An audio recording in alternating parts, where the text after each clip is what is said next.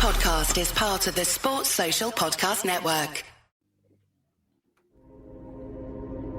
Because you've got powerful legs. How'd you get the physique? Was it gym or how'd you get the physique? I've always been... She's actually not got powerful legs. Do you shower in your dressing room? Do you have a shower on the day of a fight or not? Tell us about the tattoos.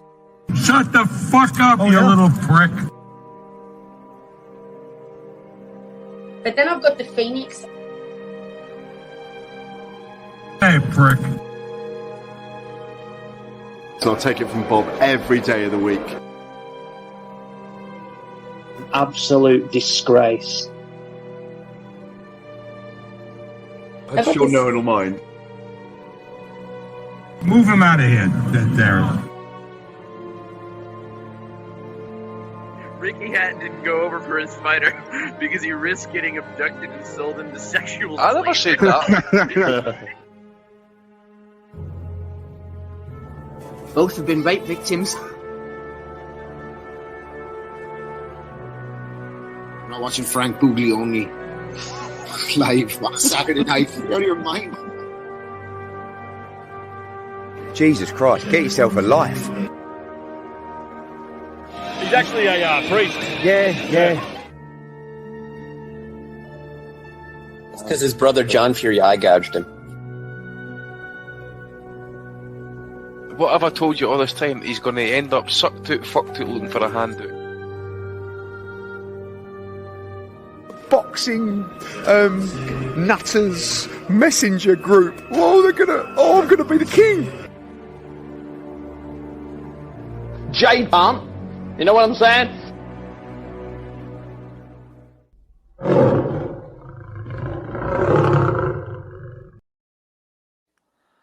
Welcome, everyone, to episode 557 of the Boxing Asylum NUTHOUSE podcast. You can find it on Spotify, on iTunes Player, on YouTube, all the places, part of the Sports Social Network. We're all the places you want to be. We're like the American Express of podcasts. Joining me today, Steve Wellings, Dez, Andy Patterson. I'm your host, Matt DiGianardo.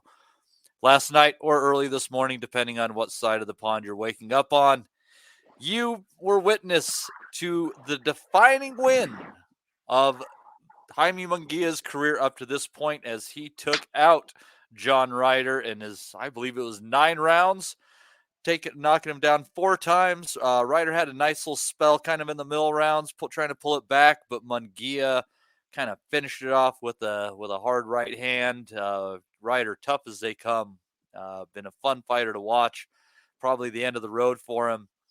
But Steve, under the tutelage of Freddie Roach, I don't know how much better Munguia looks, but I got to say, I don't think that the lackluster version that we know would have beaten John Ryder and beaten him in that fashion last night. I got to say kudos to Jaime Munguia and to Freddie Roach. What do you think?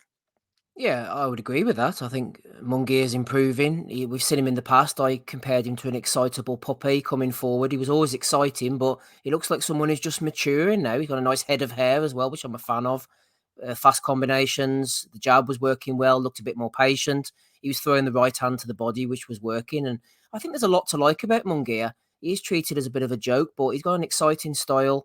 He's been defensively irresponsible for most of his career, which makes for exciting fights. But last night, he just stepped back a little bit, I thought, and worked off the jab. Just a bit more of a mature performance. He brings a good crowd as well, which is always a bonus. Freddie's on board, adding to that offensive arsenal, as you mentioned. Erik Morales is in the background. Oscar hasn't fucked anything up just yet. So I'm a Munguia fan. And Ryder, I think it's just the end of a long, hard road for John Ryder, isn't it? Finally, he got his pat on the back and his payday. The final fight against CANELO, got the win over Danny Jacobs, had a real sort of swan song to his career, which he deserved because he's done things the hard way. But I just looked at him during fight week and I thought, he looks a little bit beaten up, a little bit disconsolate. Maybe he's had a few hard spars or it's a long career catching up on him. And I thought last week the CANELO fight would be the end of the road for him. And he gave that one last great performance. And last night he tried his best. too young, too fresh, Munguia, and Ryder just had nothing for him. Like to see him pack it in now. Don't think he needs to take any more shots and become a yardstick. He tried his best, but the next generation are taking over, and John Ryder's in the past generation now, unfortunately. Yeah, it does seem to be that way, but I got to say, Des, that Ryder, he's been on the podcast a few times. We obviously love the guy. He never turned down a challenge. Got the wrong end of it. More than once for sure. And if this is the end, he doesn't need to hang his head in shame by any stretch. He had a damn good career, and I never thought that he phoned it in when he was in the ring. No, absolutely, and that's. I mean, Steve gave John a really good pitch there. He's never had it easy. He's always had to do it the hard way, and there's something very old school about John Ryder. And if you've been around a few years, you'll remember Howard Eastman, and you might remember Michael Watson, and before that, you'll remember Dennis Andrews, and before that, you remember Tony Simpson. Well, John Ryder comes from that cloth. He's one of the guys that shouldn't really still be here. John's hung around a long time. He's been very dogged. He's persevered. He's been stubborn. And when you think back to, I'm a Londoner. I come from a part of London where John comes from as well. It's not too far. So I followed John from the very word go, and I've got to know him personally on that journey. And I think back to the early days. And what I might tell you now might surprise a few people, but Steve mentioned coming up the hard way. I think in John's first 5 professional fights, he boxed on 4 different promotional cards. He was never aligned to any one promoter. He was the unwanted kid. He turned pro with no titles, with no vests. He was a sparring partner. And I know we use the phrase learning on the job, but John really did coin that phrase. He's learned on the job, and he's had to. He's had to travel. He was going up to the iOS before he even turned pro. Sparring with all their pros, sparring with all their elite amateurs. And he had to replicate that under the lights. And John, if you look at particularly his first 10 fights, John was that kid.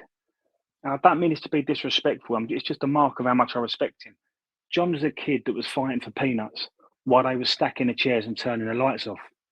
John's that kid. He's had a really hard career. And if I can have a minute, Matty, just to sort of go over his career very briefly. Please. John wasn't meant to be Eamon O'Kane, if you can remember that one. Eamon was a standout amateur. Eamon was the Commonwealth gold medalist and the Irish national champion. But John was brilliant that night. And beating Eamon O'Kane the way he did got him the Billy Joe Saunders fight. But this was a sign of things to come for John. He had to go on a Warren show to do it.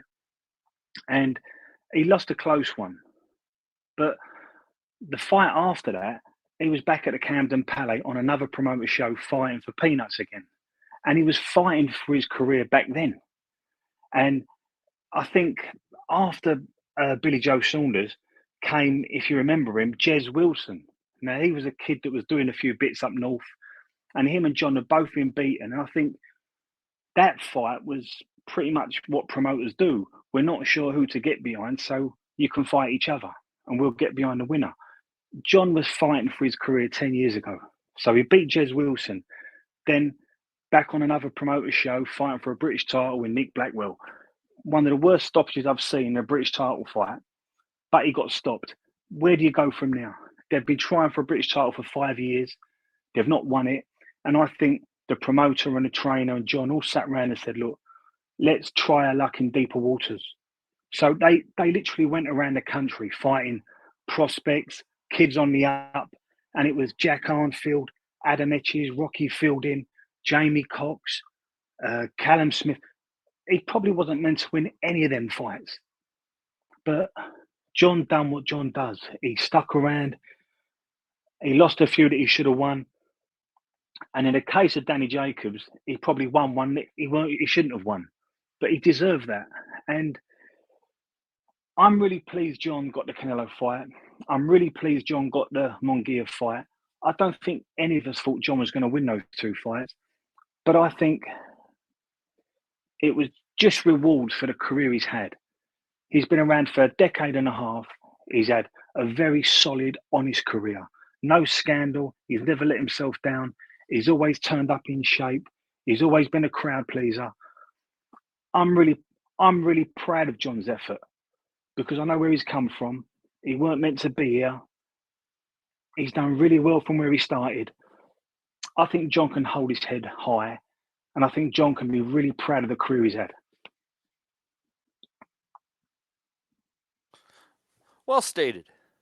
Well stated. You have a lot of passion for the guy.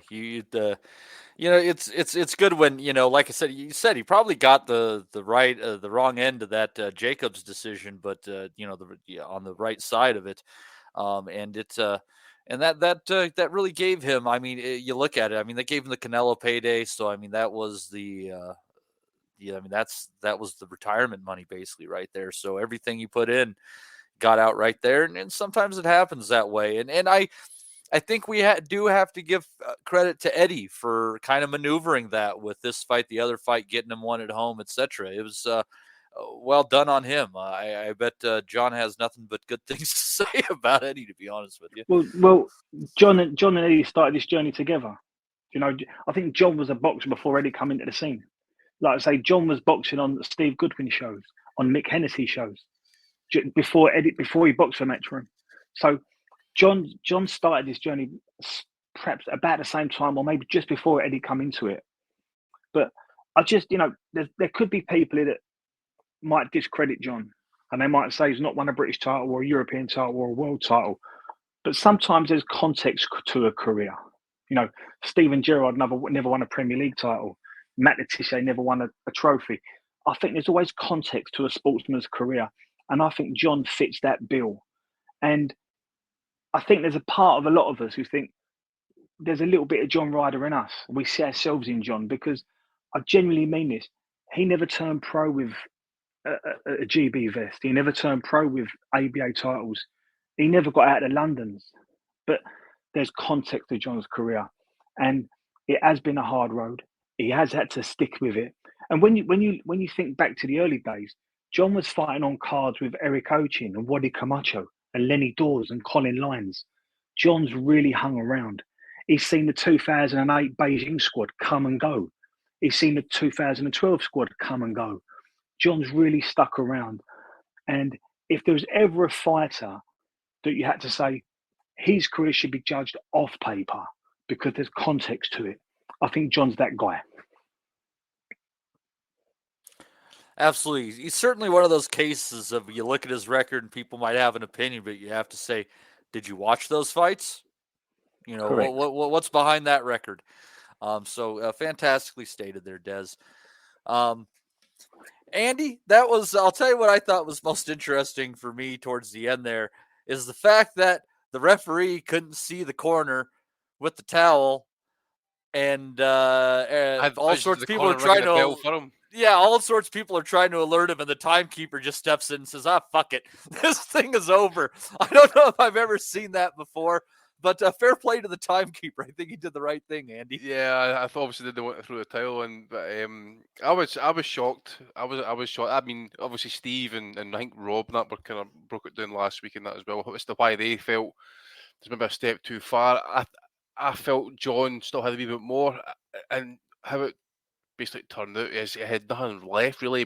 He just never really bothered Munguia a lot, I felt. I mean, Munguia personally wasted a fair bit of energy just popping up and down on the spot. But other than that, it's an impressive win for him, especially today anyway. But one thing I did notice about Munguia was just using that reach.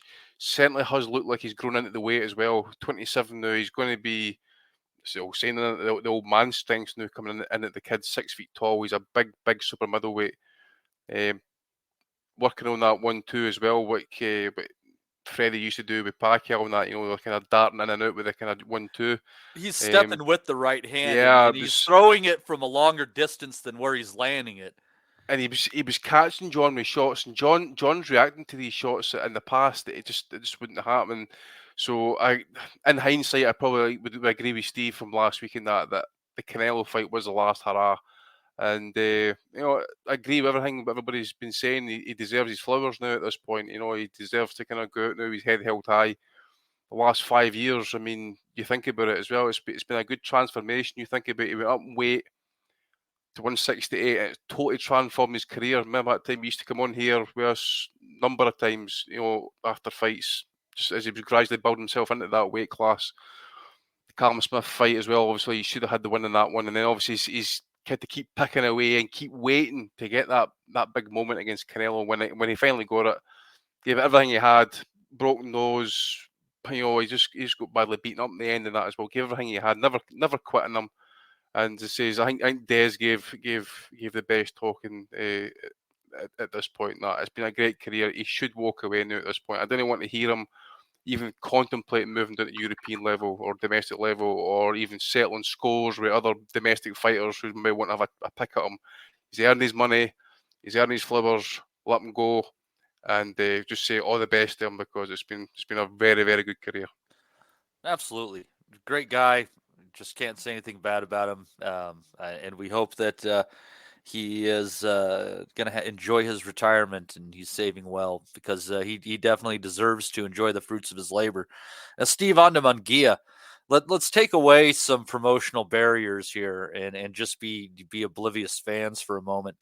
What are some fights that you would like to see for Jaime Munguia coming up here? I mean, I just think, whether he wins or loses all of them, I think there are just so many entertaining fights at super middleweight that you can attach Jaime Munguia to.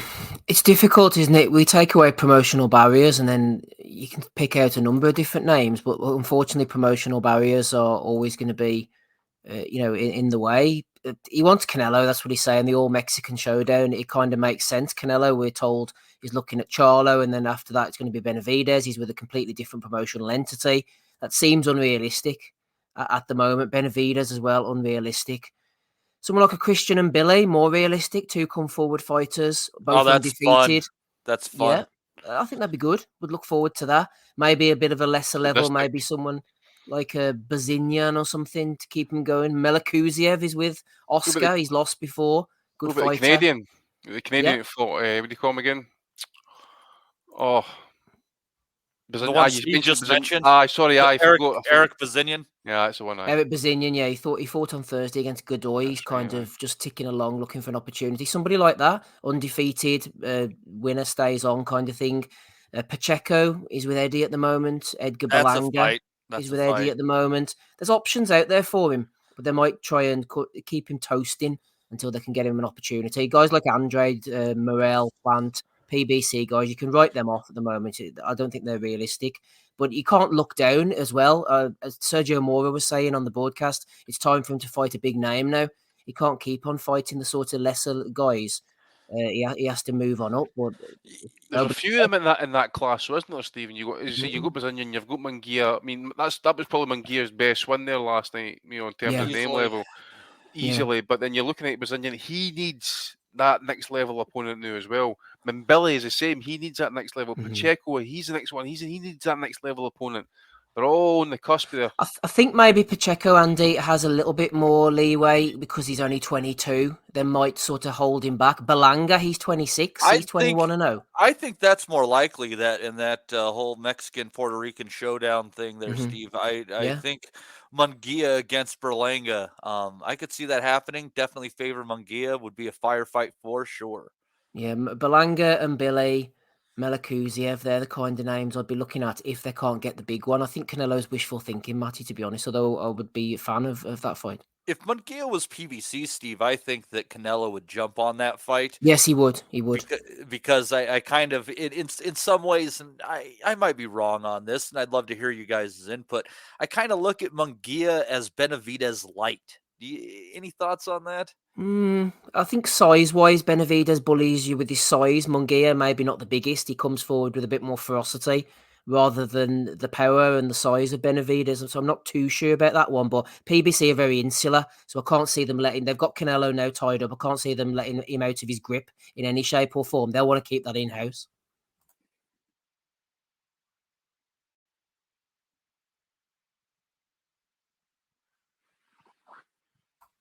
Matt, are you in the house? Oh, yeah, sorry, I was on mute. Des, I see you're unmuted. Did you want to get a say in on that? Yeah, I just think it's hard to correctly navigate Munguia because although he's been around for a long time, he's had over 40 fights, and he's proven himself to be a top operator. There's something about him, I just don't think he's polished enough for the top end. And I just think the Benavidez's and the Canelos would find him out. I think they're just too crisp. They punch too accurate. Although last night was the best version of Munguia we've seen. But I think that might be a lot to do with perhaps in America, you'll tell us, Matty, John Ryder's a bit like how we view David Lemieux. Good fighter, but our top kid should beat him. And I think maybe that encouraged Munguia to be so proactive yesterday. He come out really on the front foot, very aggressive, loads of energy. And I think that fight was won in the first 5 rounds last night. But that was all down to Munguia. But I think if he was to fight someone like Benavidez or a Canelo, I think he'd be found out. So you kind of look to a Berlanga or a Mbili. But then again, I don't think them fights are big enough. And I think Munguia deserves a big fight. Yeah, he's been around a while, and I think the name's coming. I mean, honestly, a fight that would sell, and again, promotional issues are there. Benavidez against Munguia is obviously, I mean, the Mexican fan base would just eat that up. Be brilliant. Well, no, I think yours was a good shout, Matty. The Belanga one, obviously, it'd be cross-promotional, but within the DAZN ecosystem, you'd think that would make things easier to navigate. Unfortunately, it seems Oscar, Eddie rarely work together with the biggest fighters, even though they're under DAZN. DAZN can't seem to force them to make the fights. But Belanga and Munguia, Mexico versus Puerto Rico, I think it was a great shout from you. Well, yeah, and I'd love to see it. But Steve, apparently Oscar and Eddie did get together, and he was asked by the announcer for dinner, and then Oscar said dessert, and I was like, well, that sounds a little weird, but okay, whatever it takes to get these fights done. If you guys got to blow each other, then by all means do it. I want the fights. Yeah, on pay-per-view.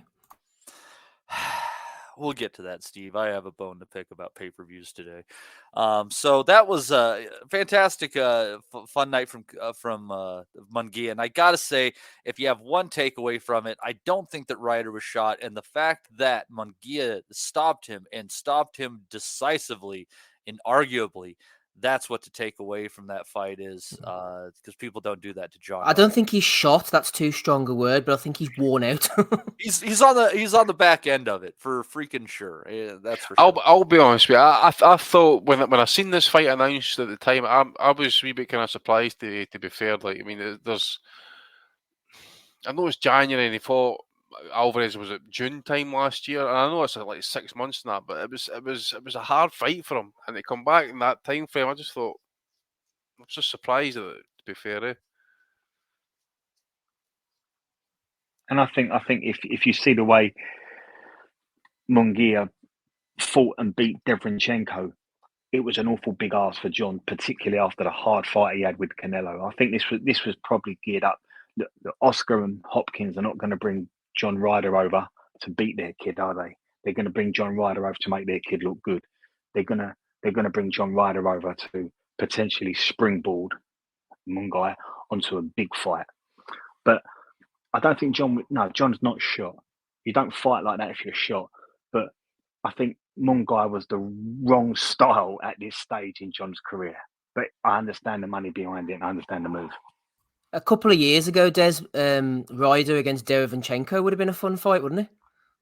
Brilliant fight, yeah, absolutely. Look, didn't we just? I mean, look, we're paying our respect to John because he's been a solid operator for a decade and a half, and we've all sort of watched the journey. But when hasn't John ever turned up? When hasn't he ever been in shape? When hasn't he ever looked immaculate? When hasn't he ever given us value for money? So, I mean, if John was 5 years younger, John against Benavidez, John against Mbili, John against Derevyanchenko. John's been, like I say, there's always context to people's careers. The best comparison I can make is probably Tony Simpson. For those who remember Tony Simpson, he was a world-class operator. He didn't win the big ones, but he was in that company. And that's the best thing I can say about John.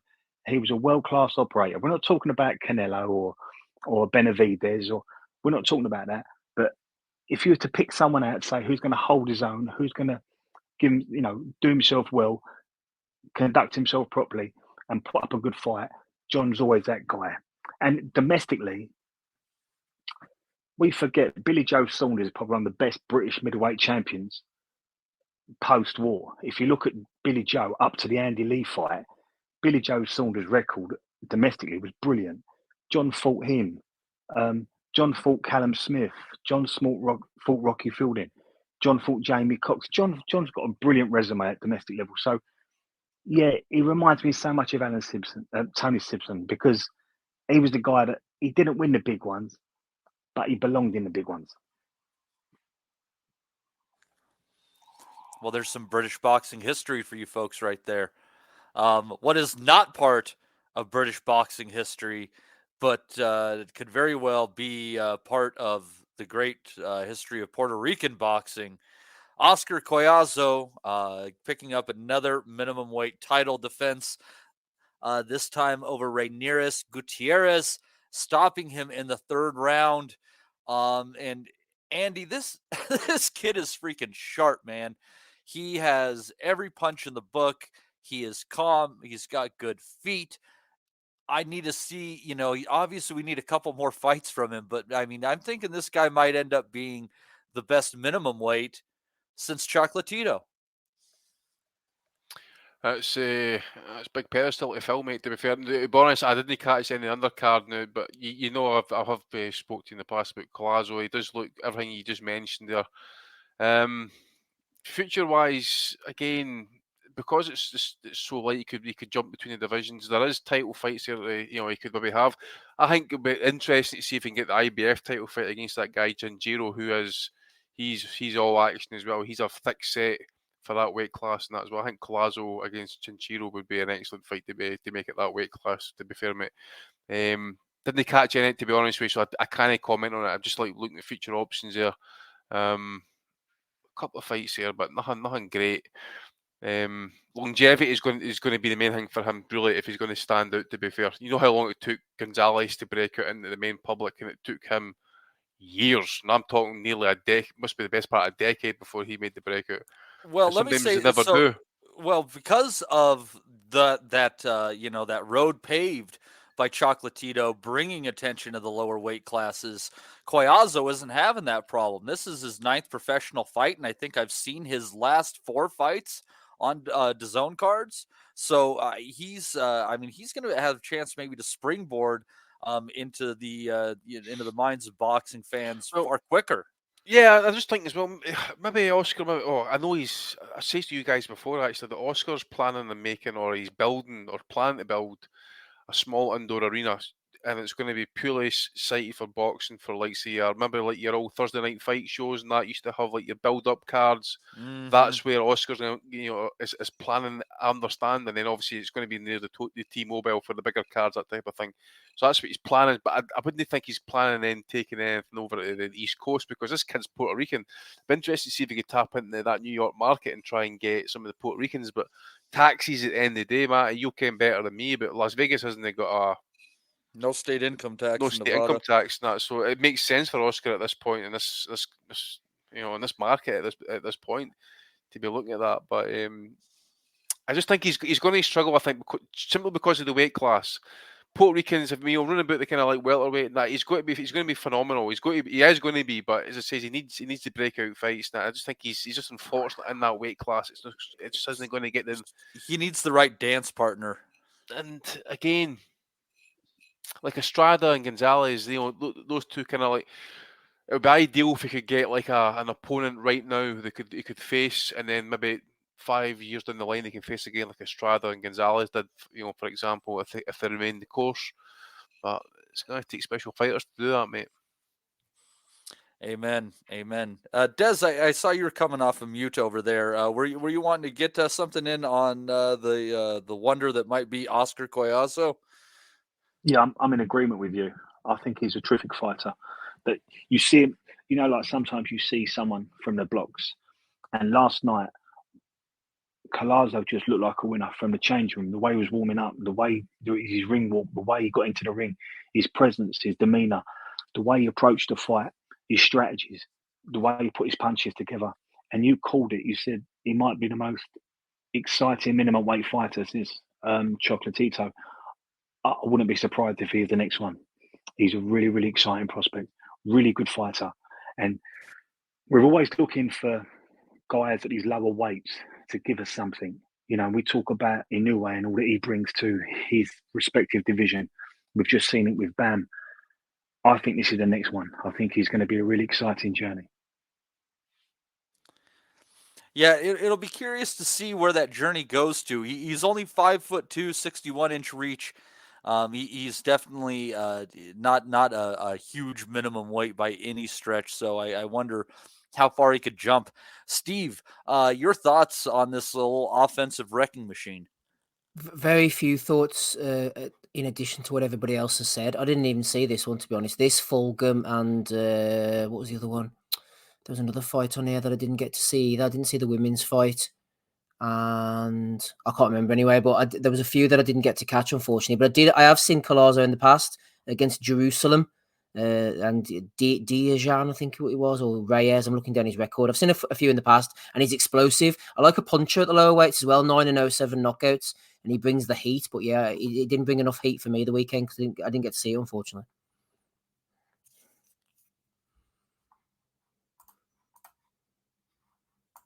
Oh, it's worth your time to catch those 3 rounds, Steve, because I think we're going to be talking about this guy for quite some time. Mm-hmm. But yeah, so since you didn't catch the rest of the card, kind of go over it. I saw Picasso. Yeah, that was he hurt his rib or something there, like through the 5th round, and kind of let off the gas there. Interesting fight there. Kind of got tested towards the end by Eric Ruiz. A fairly enjoyable fight, all in all. Yeah, Picasso paints a beautiful picture, Matty. Somebody had to come up with that one. I didn't hear the commentary hitting on that one too much, but he looked $1 million, didn't he, for the first 3 or 4 rounds? I thought he looked class. He wanted to stop this Ruiz. I don't think he'd been stopped before. Ruiz had a bit of a hard luck story, so I was kind of rooting for him a little bit. They were talking about his flat had been flooded a few weeks ago, and he had to get the kids out, and he'd had a lot of battle with alcohol, and he was a year sober, and you were kind of pitching for him. I tell you what, he took a hell of a shot. Never been stopped. Fucking world-class chin. World-class chin, man. This Picasso was hitting him with absolutely everything, and he just could not budge him. And then, as you say, I think he ended up with a rib injury or something, and he went from coming forward to stepping right off. Ruiz started hitting him to the body then, started pushing him back, hadn't got the power or the skill or the nous, I think, to get in range and do any damage. And Picasso dealt with the injury very well, and I wouldn't hold that against him, the fact that he looked so good early on, because he was clearly injured. He's definitely one to keep an eye on. 126, I think he is as well. I'm thinking about potential future opponents. This could be a complete one-off. There's no one really on his record in the past to suggest that he's going to the very, very top. But skill-wise and on the eye test, I thought Picasso looked brilliant. If he can stay fit, stay healthy, he's going to be one for the future. He's only 23 years of age as well. And as for Ruiz, I hope he gets another opportunity off the back of this, because he more than played his part. Again, Roberto Diaz left Oscar De La Hoya, and I thought, oh, they're going to struggle now with the matchmaking, but whoever stepped into his place is doing a good job, because when it comes to well-matched, entertaining fights for the prospects and for the champions, I think Oscar, not him, because he's a washed-up cokehead these days, as sad as it is for me to admit that, but the way his team put the fights together on the undercards now, I think he's really, really good. Yeah, absolutely. I just generally enjoyed this card all in all. Let's see, what else do we have on there that we saw? Oh, wrong one. Got so many tabs here. There's just cards out the yin-yang here. Yeah, let's see here. So went over Collazo, Picasso. Let's see here. Gabriela Fundora stopping Christina Cruz in the last round. For those who watched it, the stoppage was a little bit kind of debatable, I guess. And Cruz was doing well. The scorecards were awful. I thought she probably had. Yeah, I heard that. Wasn't it meant to be really close? But when I saw the cards, they were very, very wide. Yeah, well, and I thought that DAZN was giving her a little too much credit. I thought she probably had like 3 rounds in there, and one of the judges had her there. But 2 of the judges, one of them only gave her 1 round. Another one gave her 0 rounds. But I thought Cruz was doing really well. She had a fairly deep amateur background. She might have been 41, but didn't look it. She had nowhere. Oh, she looks well, doesn't she? Yeah, Fundora just in the later rounds just took it to her, smacked her around pretty damn hard, and caught her with a good shot, and then was working her to the body, turning an angle, and Cruz had her back turned to her, and just kept it that way. And I think we saw another fight recently with that, and the ref had no choice but to call the stoppage in the 10th round. So another stoppage victory for the towering Inferna. Gabriela Fundora, that's not her nickname, it's Sweet Poison. But but yeah, that was a decent women's fight. I think people would enjoy that one. Gregory Morales against Ronell Ron. That was a pretty little fun fight.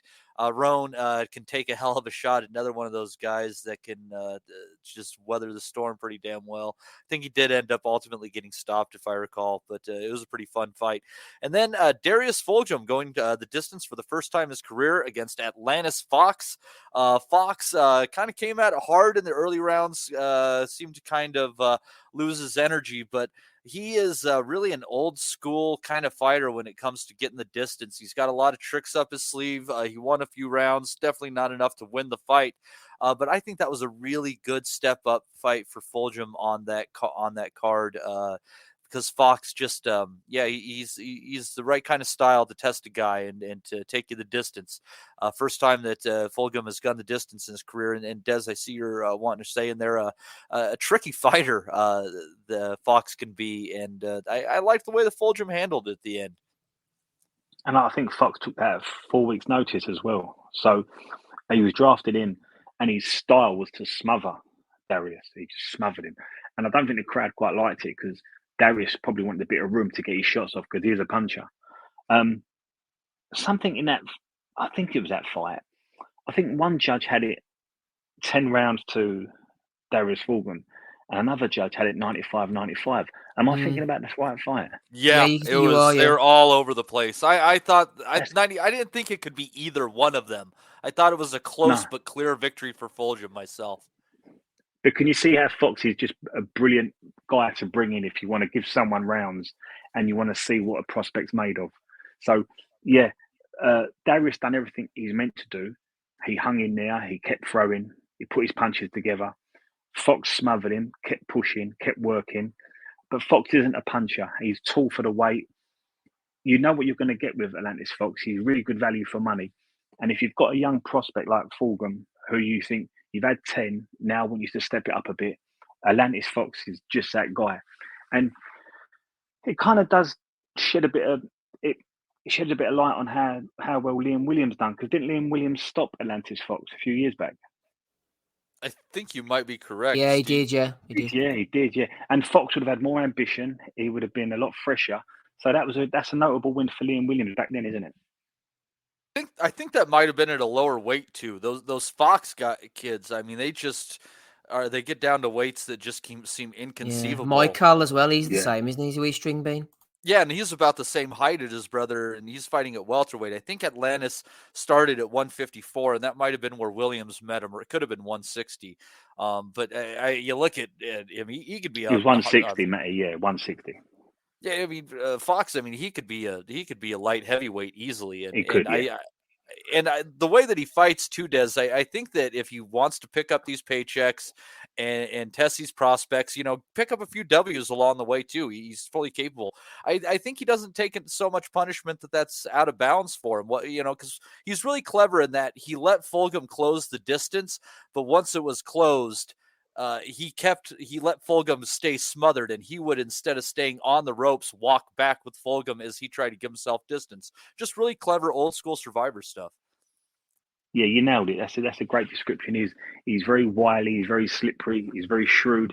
He knows how to look after himself, and that's something that, like, I noticed it with Munguia last night and Ryder. Now, Ryder wasn't winning the fight, but he was never out of the fight.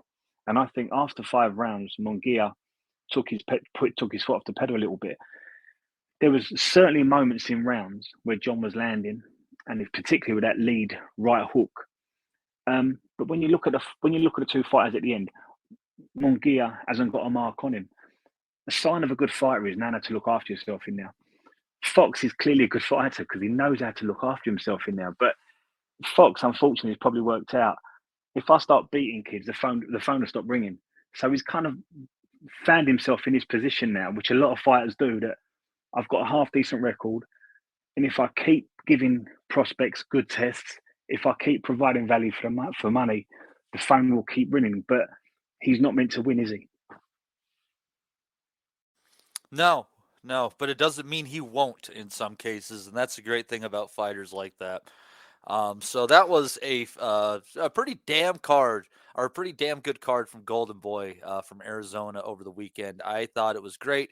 Scored a few bucks off of that one.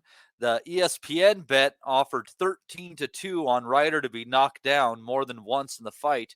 So I threw a $5 on that, scooped that up, and I also got Fulgham over 4.5 rounds, along with Ryder Munguia not to go the distance in a little parlay. So scooped up some wins to offset some of the losses for this guy over here.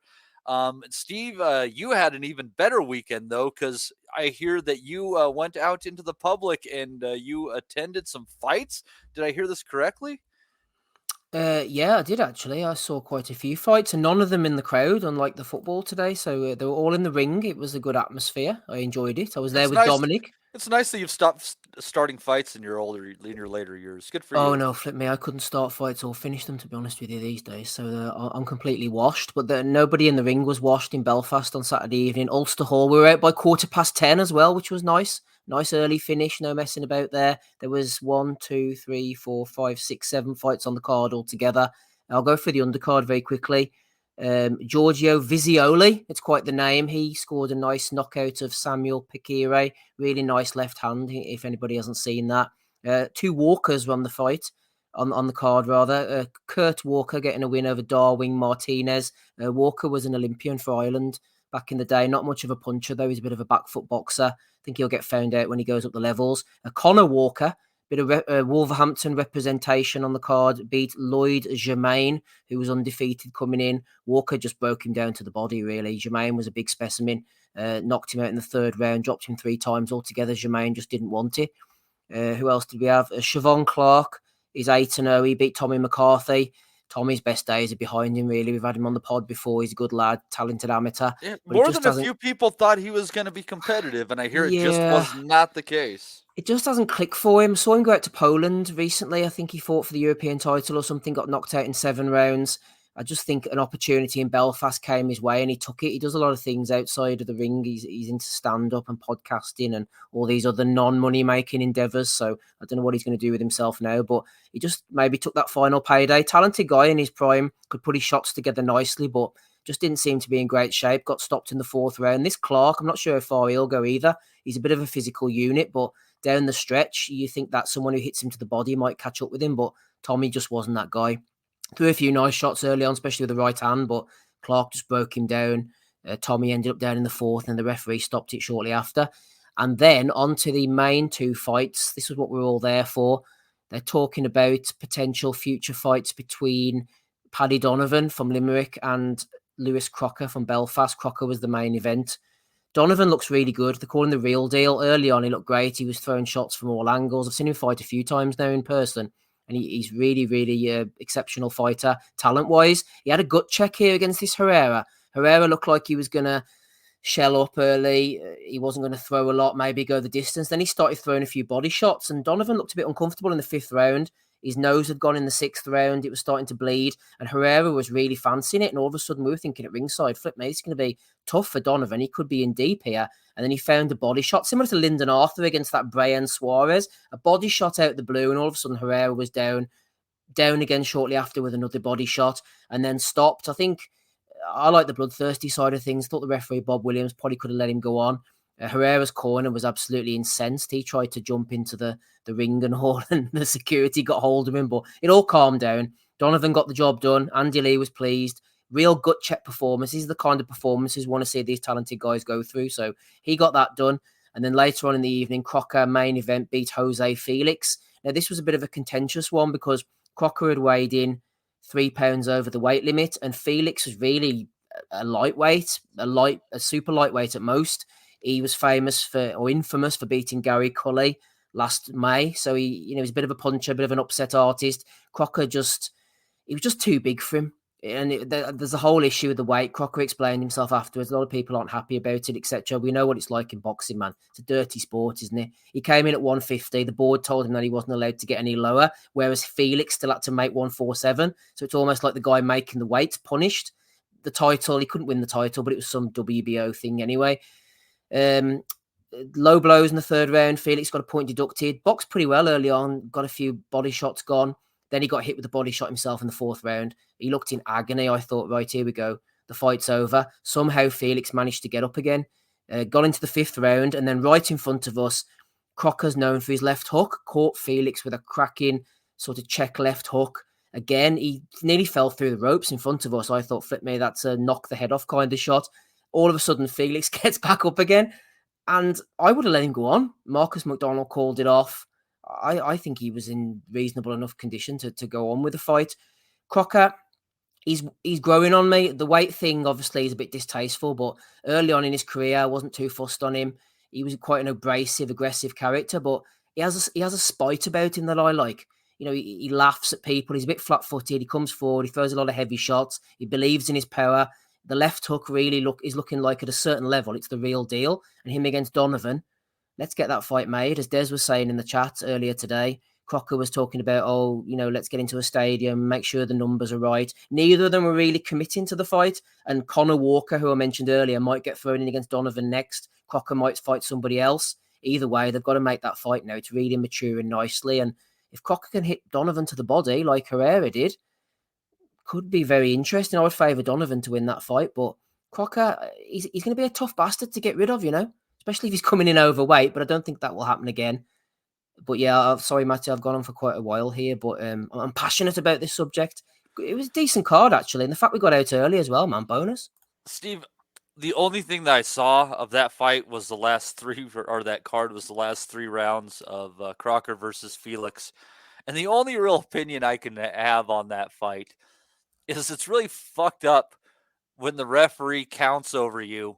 You stand up and he immediately waves it off when there's time, not even examining you. It's like he had already made up his mind. If you just wave it off when he's on the canvas, don't fucking wait till he stands well within the 10 count and then fucking wave it off without really getting a good glance at him. And he appeared really to be fine. I'm not saying he would have won. I'm not even saying he would have made it out of the round.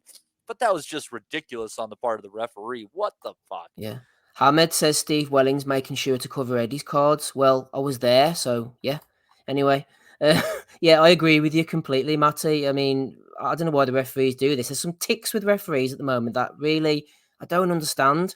Like, the whole count you to 8 or 9, they get up, do this, they do it, do that, they do it, and they wave it off. Another one is the grabbing. I know I was going in on Hugh Russell last night after the Pekire knockout against Vizioli. And Hugh Russell was grabbing Pekire, grabbing him constantly, trying to wrestle and grapple with him. And now I understand it's a safety issue. If a fighter's wobbling around like a drunk, then grab the holder, then put him down on the stool. But a lot of the times, this isn't the case. You've got an angry guy who's just been stopped.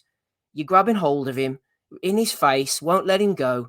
This is when, fighters are going to lash out at referees. They're pumped up. They don't want you in your space. They're angry. He clearly wasn't hurt enough that he was going to fall out the ring. There's a few wee things of referees that just annoy me. Yeah, that was rather annoying in my opinion. Des, I know you didn't catch much of the card, but I know you had some thoughts on Crocker. I don't know. I was kind of bugged by just the guy celebrating so hard on a weak stoppage when you come in overweight, but whatever excites you, I guess. I went into this fight with an opinion. I come out with a different opinion. I didn't like him failing weight the way he did. I think 3 pounds over is a liberty, especially when you're bringing a kid up from lightweight, like welterweight. I think you've got an obligation to be professional, and I kind of expect better from Billy Nelson. But it is what it is, and they've manipulated the system. That said, Crocker's everything I like in a fighter. He's aggressive. He's nasty. He looks to me like someone that can just have a fight, as well as being a good boxer. And he throws punches with mean intentions. I like his inside work, his mid-range work, the hooks, the uppercuts. And I like the fact that he's prepared, albeit with a much smaller guy, to stand there and say, you hit me and I'll hit you back. I think, to reiterate what Steve said, and Steve was there, if we can get him and Donovan in the ring sooner rather than later, let's not overcook this one. Let's not look too far down the line. Let's try and get these two in the ring. And I think there's something really big for Irish boxing now. I like Crocker a lot.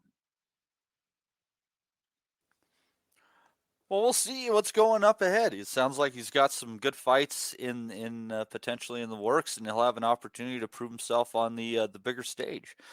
Yeah, onwards and upwards, but hopefully slightly downwards on the scales for Lewis Crocker.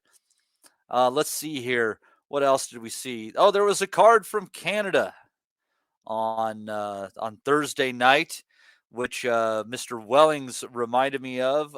Surprise of the evening might have been Albert Ramirez going the distance in what a fight that was closer than the cards say, with Artur Zolotdinov. It's one judge not giving Artur a single round, and the other one's giving him 1 and 2 respectively.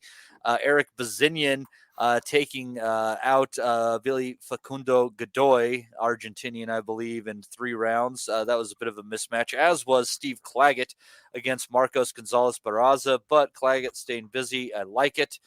And then I think the furthest I went down the card is I also saw Mary Spencer against Sonia Dreiling. It's one of those fights where I wish I would have checked out the weigh-in, because if I would have seen that Mary Spencer was fighting a midget, I think I would have taken her to stop Dreiling early, which she absolutely did in what was just a demolition job, in which Dreiling's corner was ever so merciful and saying, yeah, I don't think this is going to go our way. Let's pack it on up and head south to the States. Steve, what were your thoughts on this card? Lots of thoughts. I'll try and be more concise this time, though, Matty. I did sit and watch the whole thing. Bazinyan, yeah, you're quite right. A very ambitiously scheduled 10-rounder. Godoy, I don't know, he was complaining about cramp in his right leg after the first round. I don't quite know how he got cramped that quickly. But anyway, Bazinyan's right hand was just too much for him. Bazinyan's had trouble in the past. I think it was Macias, another Argentine, gave him a little bit of trouble. But since then, he beat Ronald Ellis. I'm saying to say off the top of my head in his last fight. Godoy was a step down from him. He'll play a part at world level, Bazinyan, I don't doubt that, but he'll be as a worthy challenger to someone else's story. He's not going to be a world champion, I don't think. Ramirez, Andy's seen him in the past. He put me on to him. I think he's a Venezuelan, against this Artur Zolotdinov. They were both gym mates at one point, or they were in the same gym. Both came over to Canada to make their fortune. Highly decorated amateurs. Ramirez, he holds his hands quite low, enjoys his work, steps off. Early on, quite explosive, but if he doesn't get rid of you, he slows down, becomes a little bit predictable. And as you said, Zolotdinov came into the fight, very basic, up and down, not really very much apart from the jab, just sort of amateurish 1-2s, but it was working for him because Ramirez had lost his explosivity. So once you get past those athletic gifts, someone decent will give Ramirez trouble. Claggett, I like him. Seems to be a really enthusiastic guy. Bit of a John Ryder type, really. He's had a lot of losses, but he always gives a good account of himself. Keeps on plugging away. Eye of the Tiger have got him opponents. This Barraza just soaked up an absolute beating and just hitting him with constant shots. And he's in the top 10 of at 140 now, Claggett. So he will be plucked out maybe by a champion at some point, hopefully. And then on to the guys on the undercard. A few of these fought on the Beterbiev-Smith undercard, so they definitely do like to keep them busy, especially if they're getting early knockouts. Why not? Jean Arobio, Colombian, can't speak a word of French or English, getting translated in the corner, battered his opponent. He's won every fight by KO. Marino Fendero as well, a French guy, won his fight by second round KO. And Wilkins Mathieu, I'm a bit high on him. I think he's good, 19 years of age. He also won his fight by KO. It was quite poorly matched. The guys who came over, Matty, didn't really offer much resistance, to be honest. And it was one of the weaker cards from Eye of the Tiger, but they're keeping them active, which I love to see. So long may it continue. You know, going back to an earlier conversation, Steve, I think Eye of the Tiger is running out of options, and they might be forced to put Bazinyan in with him, Billy, just to have an in-house fight that matters. Yeah, that would be good. I would love them to see him do that, because they're like 26-0 and 28-0, and both around the same period, point of their career. Very similar fighters. They're headlining rival cards. They're at the same weight. It makes a lot of sense, and they might be forced to do that, Matty. I think ideally they would have paired them off against champions by now, but the divisions, It's not just a problem at super middle; it's a problem all over boxing. Well, it's Canelo has all the belt. Canelo has all the belts. I mean, someone on another podcast, I would credit them if I could remember, but I listened to that bloody many, was going on about the situation at super welterweight, light middle, 154 at the moment. It's just absolutely stagnant. There's guys like Charles Conwell's been sitting waiting for his chance for about 18 months now. That these guys are mandatories, not necessarily in Conwell's case, and they just can't get a shot. And Erik Bazinyan are having to fight these kind of opposition because they can't get a shot. The belts are hostage. People are fighting once or twice a year. It's just stagnating. I'd say how many of these places where things are held up are things held up because of PBC fighters? Yeah, well, I'm starting to come around that way. I mean, I'm a fan of Al Heyman, praise be his name, but it's starting to piss me off. The inactivity of the PBC is starting to seep out into boxing now, like a poison. None of the other fighters can get opportunities because of PBC. So they're going to have to get their shit together. The sanctioning bodies, they're the ones who are going to have to start saying, look, get on with it or we're going to strip your ass. Not, you make us all this money. They're not making money with the titles sitting fucking just around, getting defended once, maybe twice a year if they're lucky. So, yeah, I mean, they should be on site. But we'll get to that further on in the show. Yeah. Sorry. I definitely have something to be pissed off about. Welcoming to the show, Dominic. Dom, let me get really quick. Let me go to Andy for a moment. If Andy saw Ramirez or anything on that. How about your craps, Molly? Andy, did you see Ramirez or anything on that Canadian card? Okay. Yeah, I've seen all the Canadian card, to be fair. I mean, I can't really add much more to what Steve said. He's broken down pretty well. I agree with what he said about Ramirez. Looked explosive early doors. Looking at his Dino, he wasn't really doing much in terms of what he was offering back. I did think at some point he was going to get worn down, but he came into it, definitely stretched it down the back half, and the scorecards are an absolute disgrace. You look at those cards in literally 3 years' time, we'll probably forget about the fight actually, and you'll look back and you'll say to yourself, Christ, that was an easy win, and it really wasn't. Bazinyan just overpowered this guy. Again, I mentioned him before, like he needs a step up now as well. Claggett, yeah, that was okay, and again, Robio was just, I guess, a guy who was just basically fodder from. It was one of the worst cards I've seen from Eye the Tiger as well. As I agree with what Steve was saying in that regard. They need a flagship fighter. They really badly need one. They need one who is on the cusp of world level. They've got a couple of heavyweights. They're going to do it. Claggett's okay, but I don't rate him, to be a standout. Robio is well off it. At this point, Ramirez has got a very, very tiny window, and if he does get over the line, it's going to be a short title run, I would imagine. So they need someone, they need a flagship fighter, and they need dates, they need competitive fights and meaningful fights in that as well. Because I think like in Bellew against Bazinyan would be ideal. It would definitely put asses in seats, but what happens after it? That's the other thing as well. So it'll be interesting. Watch this space. Real quick, I don't know if you have this in front of you. Lamar Jackson just threw a pass that was tipped. He caught it himself and ran for the first down. It was truly fucking Go on, incredible. Lamar. Love a bit of Lamar Jackson. Anyway, that was fucking incredible. Guys, it's like playing the PlayStation, huh, What sport's that?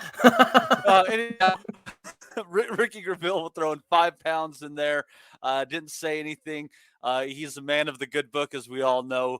Very few words, all acts. A man of Christ, truly.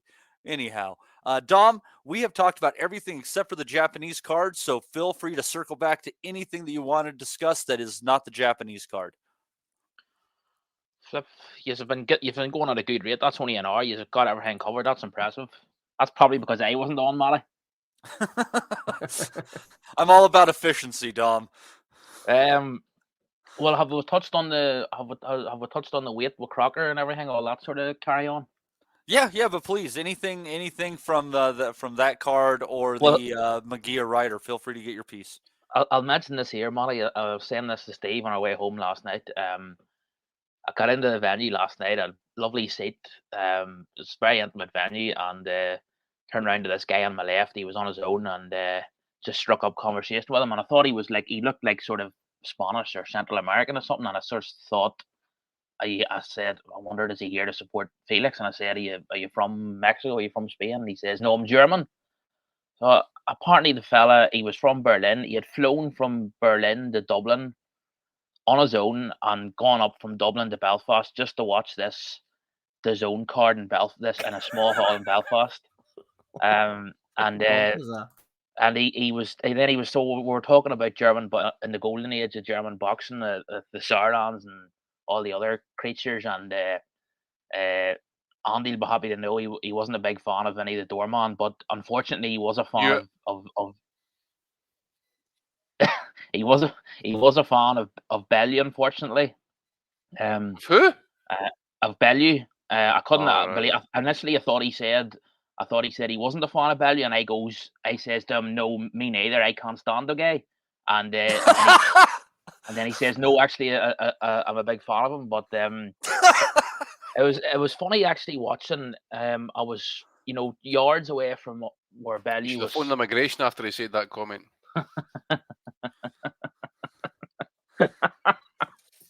It's not too late. Yeah.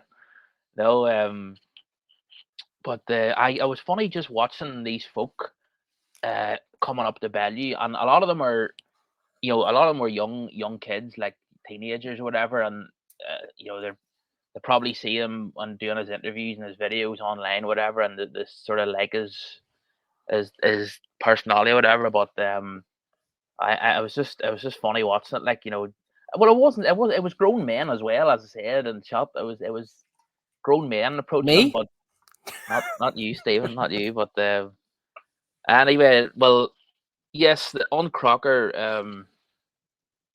I would like to see the fight with the guy Donovan next. Pity Rob's not on actually to see if he saw the fight, to see if he had anything to say on Donovan. But yeah, I was listening to a few interviews earlier this afternoon with Crocker and Billy Nelson, and both of them were saying that the fight was never made at 147. That when the fight was made about 4 weeks ago, Crocker said that he told Matchroom that I won't be able to make that weight. But then Crocker said they said to him, "Well, can you make 152?" And then it changed to 150. And he said at each stage he made those things, and that he agreed to rehydration stipulations and all the rest of it. But if that's the case, I would have expected Matchroom to publicise that. I mean, fans were left in the dark. I was just thinking about this earlier, Steve, Matty, and Andy, and Des, and I was thinking, do we as fans, do we not have a right to know, what the situation is with regard to? No, you pay your money, mate. You sit down and shut your mouth, and you get what you get given, right? You just hand over your money, and you're just a mouth breather, mate. You just hand over your money. You're just a builder or a plasterer. Yeah, exactly. What's it got to do with you? Yeah, exactly, mate. Frank Smith told you where to go, mate. You know your place, know your role, and shut your mouth. It's always salutary and noteworthy to be reminded of that comment from Spotty Frank. Exactly. I'm sort of ashamed to say that I'd forgotten all about it, but yeah, it's I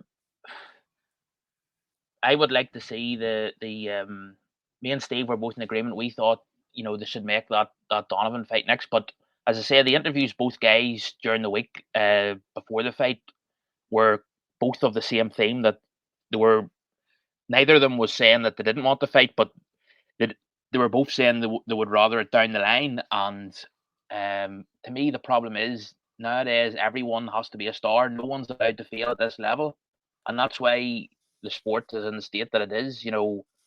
Everyone seems like there's this perception that guys that are operating at this sort of domestic level have a right to become superstars, and that's why we're not getting the fights that we should get. So it'll be a very intriguing fight. It probably wouldn't sell. It probably would struggle to sell out the Odyssey, but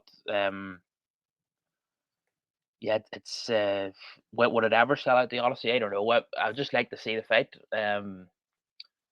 Again, one thing about Crocker, people talk about his power, but that guy, I'm sure you've touched on it. He's been at lightweight most of his career, and it's one thing putting down guys like that, but that doesn't mean that it's doing that to guys who are big at your own weight.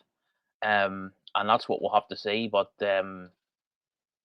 yeah, it's I just hope we see the fight. Oh, I just finished watching the Ryder fight before I came on there, but I must say I was just looking at the likes of Oscar. I don't know if he's have touched on it. I was looking at Oscar and Hopkins at ringside and the way they were carrying on near the end of the fight. I thought the end of the fight was just completely bizarre. By the way, did you touch on that?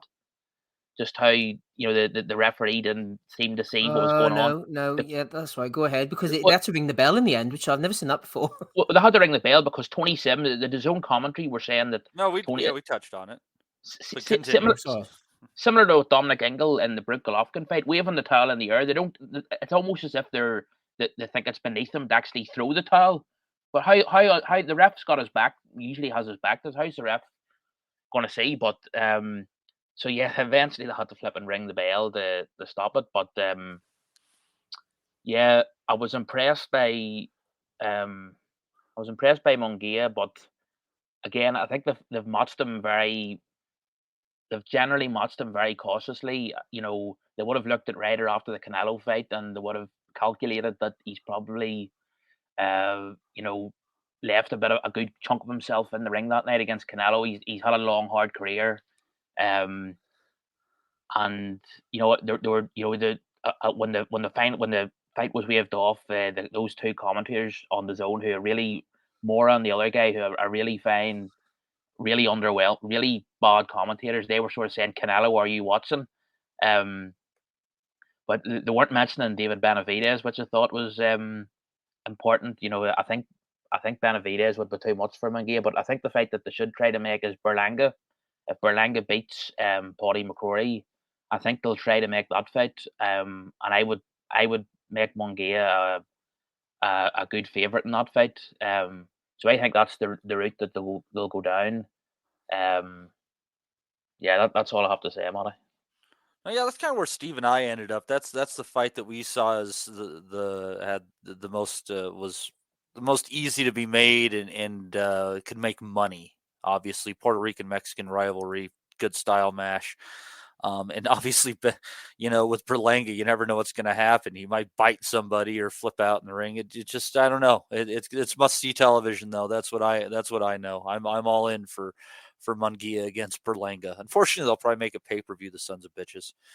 It'll just be interesting because we've seen Berlanga punching to a certain level of opposition, and we saw Munguia troubled by Derevyanchenko, but Derevyanchenko was a middleweight, so will Berlanga, just a question, will he be able to put a dent in Munguia? Because if he can't put a dent in him, if he can't trouble him with his power, I think he would get stopped, I think. He seems a bit of a flat track bully, but that's what I have to say on him. I think that that they're both too easy to be hit, but I think that Berlanga brings less of an arsenal to the table personally.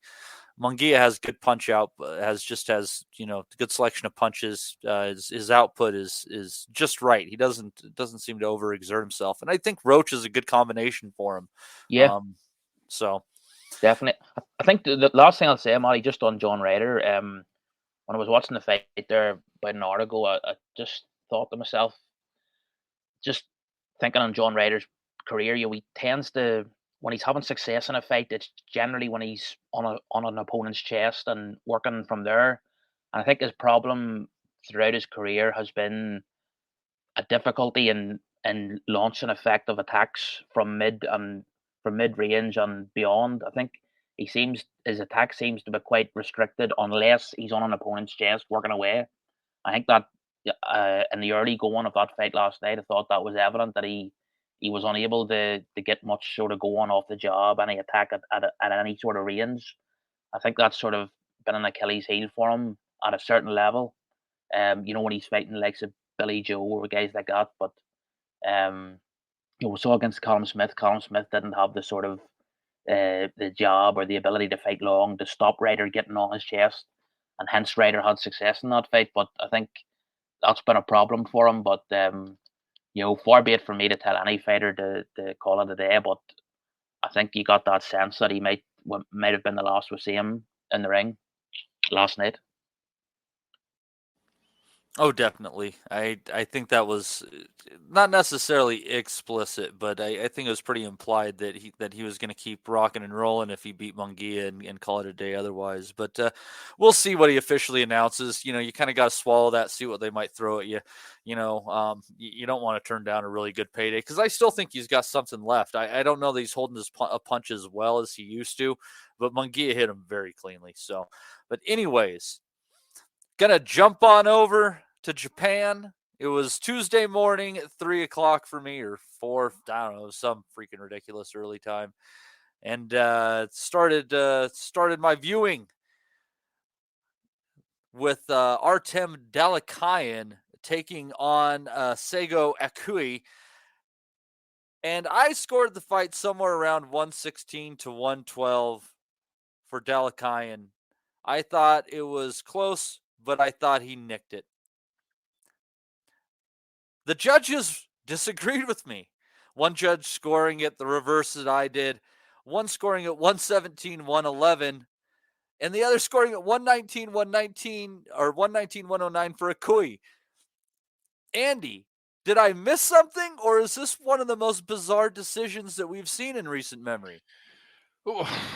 Well, again, it's another week, mate. We're talking about the judges and the decisions, but we forget that card actually had a potential fight of the year candidate on it as well. But and I thought that it was, and we'll bookend obviously, but I thought, Andy, that it was a very good boxing lesson from Dalakayan through 8 rounds, where he might have lost 1, maybe 2 rounds to the bunch in there. I don't know. I think it's his approach at the end of the day. I think the manner how he fights, he sticks and moves, does a lot of it as a counter puncher, does a lot of moving. He fights off the ropes if he has to.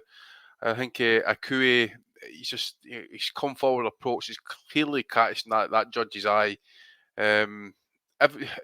You got to really slow it down to kind of catch what Dalakayan is landing, and it's not really having like an instant effect on the opponent and that. But he was frustrating him with all the movement. And Kui is just obviously just trying to cut him off and just try to cut the ring off. And I think probably doing like the last 3 rounds, I did think he was starting to tie him down a little bit more. But I agree with you. I thought Dalakayan won the fight. You go to sometimes appreciate sometimes what these counter fighters can do, but clearly that judge just wasn't having it. 119, 109 is just an absolute disgrace. Jeremy Hayes, I think his name is. I was going through his record briefly before we started. I haven't found anything suspect so far, but let the listeners know that guy, I mean, we were talking about creating like a rogues gallery. That guy deserves to be on the list along with Massimo Ballavecchio, who I seen was refereeing again there last night, Steve. Yep. Who else we got? Look at this guy. For the people that are on YouTube, look at him. It's like one of the most disconcerting pictures I've seen of a boxing judge ever in my life. He looks like it's a terrible pick for like a dating app. He looks like the kind of guy who would jerk off in the corner while somebody else fucks his girlfriend if he could get one. He just looks sleek and sleazy, doesn't he, mate? I'll have to cut that and email it to him. Stick out your CV. But no, he's and the other thing as well, mate. I mean, even the other cards. Who was the one? Louis Pabon, 117, 111. What is he watching? Clearly, another in 116, 112, Real Kai Senior, who is an experienced official, by the way. He's done many world title fights, loads of world title fights. So unless he just favoured the aggressor and just basically disregarded what Dalakayan was doing, that's all it is. Either that or it's corruption. It's all it is, because like you, I think Dalakayan a few points, but 119, 109 is just outrageous, man. That is the type of decision that needs to be called out publicly, and the judge called into question and made to answer his decisions in those rounds. It's just outrageous. Well, what doesn't make sense to me, Andy, is that it wasn't even like it was a close split decision, a majority decision. No, like nobody even had Dalakayan close to sniffing it. It was ridiculous. Yeah. I don't know if Dom or if you or Steve saw this fight, but I'm still just baffled going back and looking at that decision. It made no sense. I haven't seen it, Matty, yet. I'm planning to, but Steve's away. I think he's on the slash there. Yeah, score it if you can. when you watch it. I don't know about. Oh, looks like Steve went to the restroom. I don't know if you any of you guys in the chat had a chance to watch that, but if anybody did see it and you happen to score it the other way, please let us know. Like a 115 to 113 wouldn't have entirely shocked me. I think there was a couple of swingy rounds in there, but 119 to 109. One round to the guy that I think I scored 6 of the first 8 to. Some of that, it just absolutely absurd. It's absolutely outrageous. Like it's just a disgraceful scorecard. 3 of them actually. Think about it. I mean, think about it. I mean, is there any way, shape, possible that you could actually have a Kui winning that fight? I mean, clearly it's going to be down to the fact that the pace that he set compared to how little or often Dalakaya was landing his shots, or they were clearly where they were stationed at ringside to score that fight. They clearly were seeing the shots that Dalakaya was throwing. And I've said this before, that sometimes when you're at ringside, you see a completely different fight as to how you see it on the TV. Maybe it was one of those situations. I don't know, but you can't be that bad to say, as listen, I'm ringside and I'm watching that fight, and I've got the the other guy winning 119. It's just come on. Yeah, Steve, any thoughts on Dalakayan versus Akui before we move on? Yeah, I don't know. I heard different things about it. Yeah, I see Mr. Dermo's comment there, and to be honest with you, I went back and watched a couple of the rounds on normal speed, and Dalakayan was landing good shots, but then, and I thought to myself, yeah, this is terrible. And then for the next minute and a half, I saw the other fellow, I can't even remember, it was a Kui, was it, or something, coming forward, and then he would land a couple of pretty heavy shots, and I thought to myself, I don't know, man, maybe it's just me. So I'm not sure it was the outrage, but yeah, they were desperate to get the belt off Dalakayan, weren't they? And that guy isn't going to be long for it. I don't think he's no great shakes, old Sago, but yeah, I think it was the nature of the scorecards, the 119, 109, 117, 111, but I think it probably was a little bit closer. Dalakayan was landing a couple of decent shots and then running, and the other fella's shots were a little bit harder. So maybe that's how they came to that conclusion, but I don't know. He's been sort of on a tightrope, hasn't he, for a while, Dalakayan, since he came out of Ukraine. The Japanese were desperate for his belts, and then he had that fight with Jimenez and all, and yeah, I'll not really miss him. I thought Jimenez had a better shout at beating him. Yeah, that was a closer fight, actually. Mm-hmm. Yeah. So, but anyhow, another very close fight, and what kind of surprised people, another early candidate for Fight of the Year, potentially? Well, Kenshiro Taraji needed all 12 rounds in the scorecards to beat Carlos Canizales.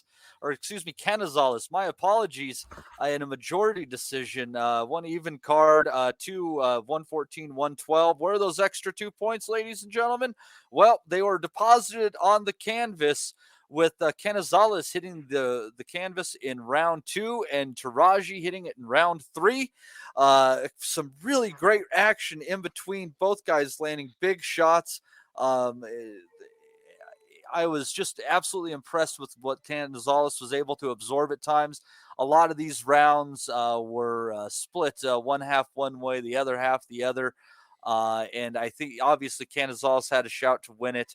Taraji, you having to just get behind the jab the last 2 rounds to find his way through it. Might have injured his right hand in that one. But my word, Andy, this was a hell of a fight. Yeah, it was, mate. And I don't know if it will get Fight of the Year, especially with this early doors and that as well, or if it will be remembered and because it's the weight division it was in. But either ways, it was a great fight. Canizales came out quick, strong dude. Like, I mean, bloody hell, he put on a heavy kind of heavy speed into that fight and catched him with jabs, forced him to adjust really in that as well. And obviously, you mentioned he got knocked down. That was a big shot he took actually, and you could literally see the reaction to him. It instantly got the equilibrium off, and obviously he's trying to grab him around about the waist, try to do the UFC takedown or whatever it was, and then obviously Taraji's got probably a wee bit overconfident. I think it was a left hook, dropped him, stunned him, whatever it was, but.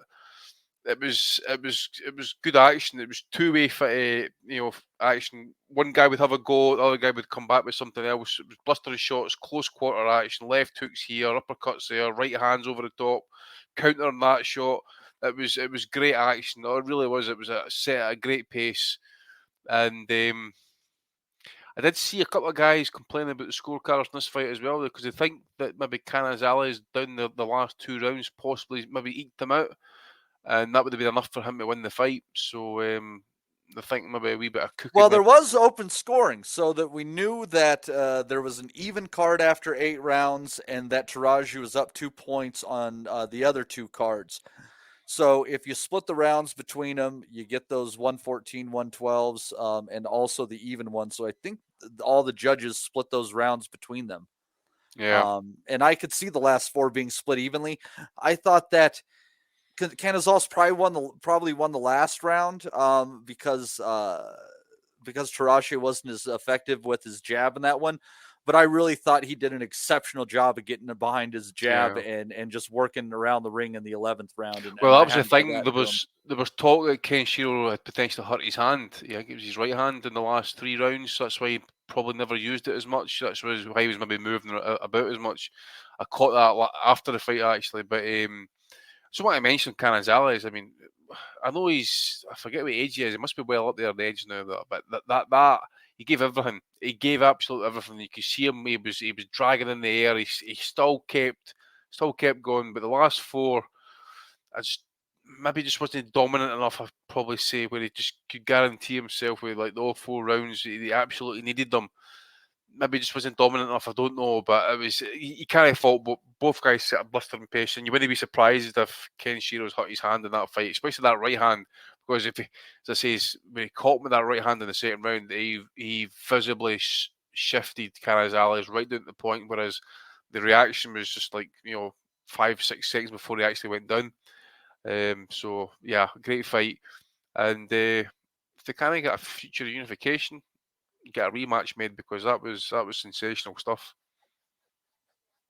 I kind of get the hunch, Andy, that part of the reason why Akui got that win was so they could set up Taraji against Akui for the 112 belt. Was that again, mate? So the 112 belt, what? Because Akui now has the 112-pound belt, so I think they kind of slipped that him the win there. So to have Taraji versus him at 112, hunch I got. We'll see.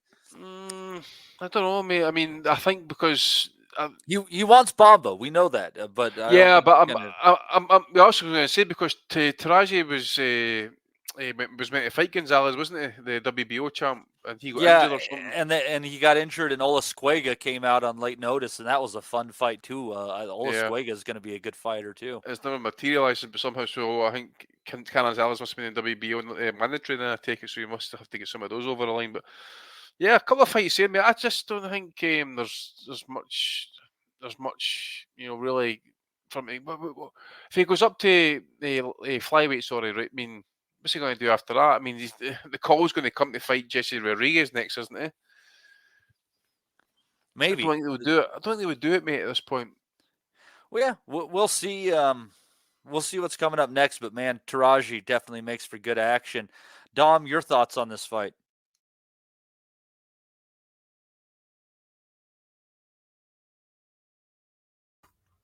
Dom's not interested in this, Matty. I'll jump in. Go for it. What is it? The Japanese card, Dom. I'll jump in. Don't worry. Oh, go ahead. Go on. Yeah, Kenshiro. He's here for a good time, not a long time, isn't he? He's face first, takes a lot of shots.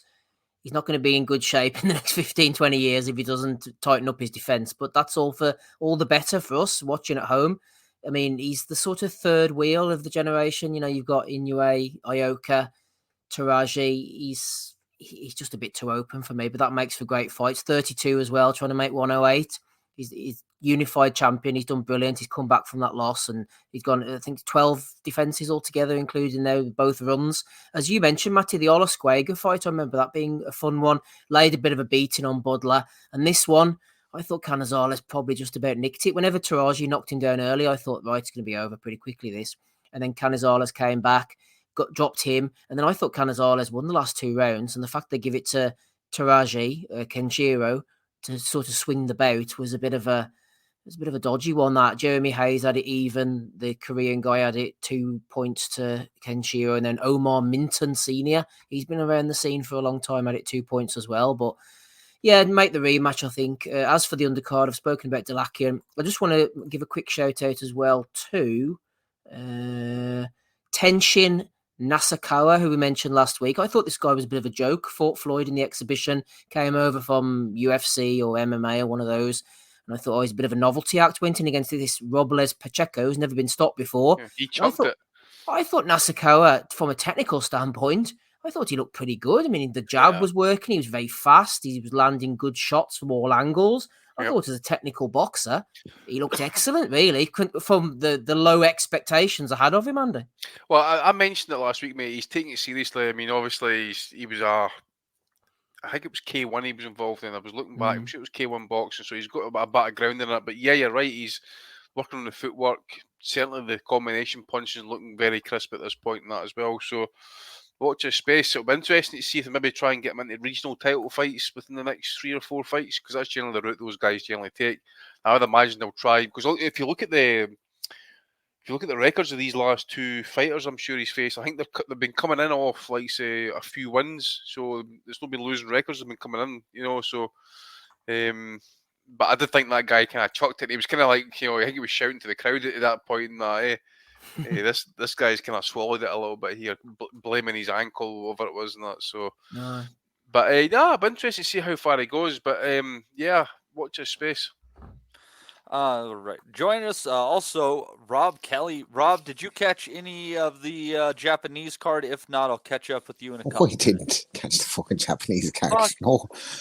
Who was on it? Kenshiro Taraji. Oh, no, I didn't, unfortunately. Christ. Come back to me. I will. So, all right, Dom. So why don't you go ahead and tell Rob about the fight of the year candidate he missed? Which fight was this? Taraji versus Canizales. Seen it, Matthew. I tried to save him once, and you've gone back in on him again. He hasn't seen it. Me and Rob are in the same boat. I tell you what, I thought I was going to casual status, by the way. But Rob and Dominic have just elevated me a little bit higher to kind of like hardcore again, hardcore casual. That's what I'm lost. I'm long since entered the domain of casual status. Hey to Dave. Aye. I'm hardcore, but I don't know what it is. I'm hardcore into it, you know that way. 90s French porn, Roberto. We're like battered spouses. That's what we are. I don't even know why we do this someday, Steve. I don't even know. It's not us, it's the sports. Wait till fucking His Excellency gets shit rolling. We'll be back. That's what I'm saying, mate. We need to. Well, obviously, it'll be almost 4 weeks now till we usually get against Fury. Is it 4 weeks? We've got Stockholm syndrome now. That's the problem. There's no way. Yeah. I was just thinking, Steve, when Rob mentioned HE, you know, we'll probably won't get to see Crocker Donovan unless HE steps in, will we? Oh, that's true. Actually, we're missing Uncle Dan, though. We are, eh? Yeah. What do you think? What do you think, Rob? Crocker Donovan in Saudi. What about that? Oh, crock of shit. I think it'll be I think if we're covering it over there, it's going to be one of the best fights of all time. Highly anticipated. His Excellency needs to get us involved, like, you know. That's what I'm trying to say. We're trying to fucking use all our connections that we don't have any of. We're the last people His Excellency he needs, Rob. We're the people that he doesn't know he needs, Steve. We'll wrap this up here real quick, and then we'll get back to Rob here. But yeah, that was definitely a fight of the year candidate between Kenshiro Taraji and Carlos Canizales. Absolute blistering action throughout the fight. Ebbs and flows, both men touching the canvas. Some really good rounds in the middle there. I think 7 and 8 might have just been bangers. I'm trying to recall exactly, but that one gonna have to write that one down and review it, because I don't know. My opinion at this point in time, I think that one might have overtaken Sanchez Maloney, but we have been blessed these last couple of weeks with some exceptional fights. So Rob, why don't you tell us about the less interesting fights that you watched this week? Bad week for friends of the pod, Tommy McCarthy and John Ryder getting stopped. Kind of expected both, to be honest with you. Tommy looked like he was be brought in as an opponent. I'd say that's probably his last fight. I'd say, I don't know if he's announced it yet. Maybe it's not. But I wouldn't be surprised if he hangs him up. The Crocker fight, I'm sure you covered that. Like, it was a good knockout in that, but he was how many pounds heavier? It was big lad against the guy. And was that a replacement fight? It was a replacement opponent, rather. The lad from No. Sinaloa. No, I don't think so. It was always going to be him, Rob. But do you know what happened with the weight? No. Crocker came out in an interview today and said that it was never. He told them a month ago when the fight was made that he would never be able to make 147, and they said, "Matchroom, this is 152," and then he said yes, and then it changed to 150. Okay. So it was one of those. But bottom line, public we were never made aware of it. Saying that, like, does he operate at 147 always, or is he? Yep. Yeah, I don't know. Maybe he looks big at the weight. Like, I don't know. Like, world level at 47 is kind of open at the moment with Crawford going north. Does he fucking beat a Boots Ennis, that kind of guy, or a guy he's a long way. Listen, I'm a fan of him, but I have to be honest. He's a long way from. Billy Nelson was talking about getting him into a status of fighting for an eliminator at the end of the year.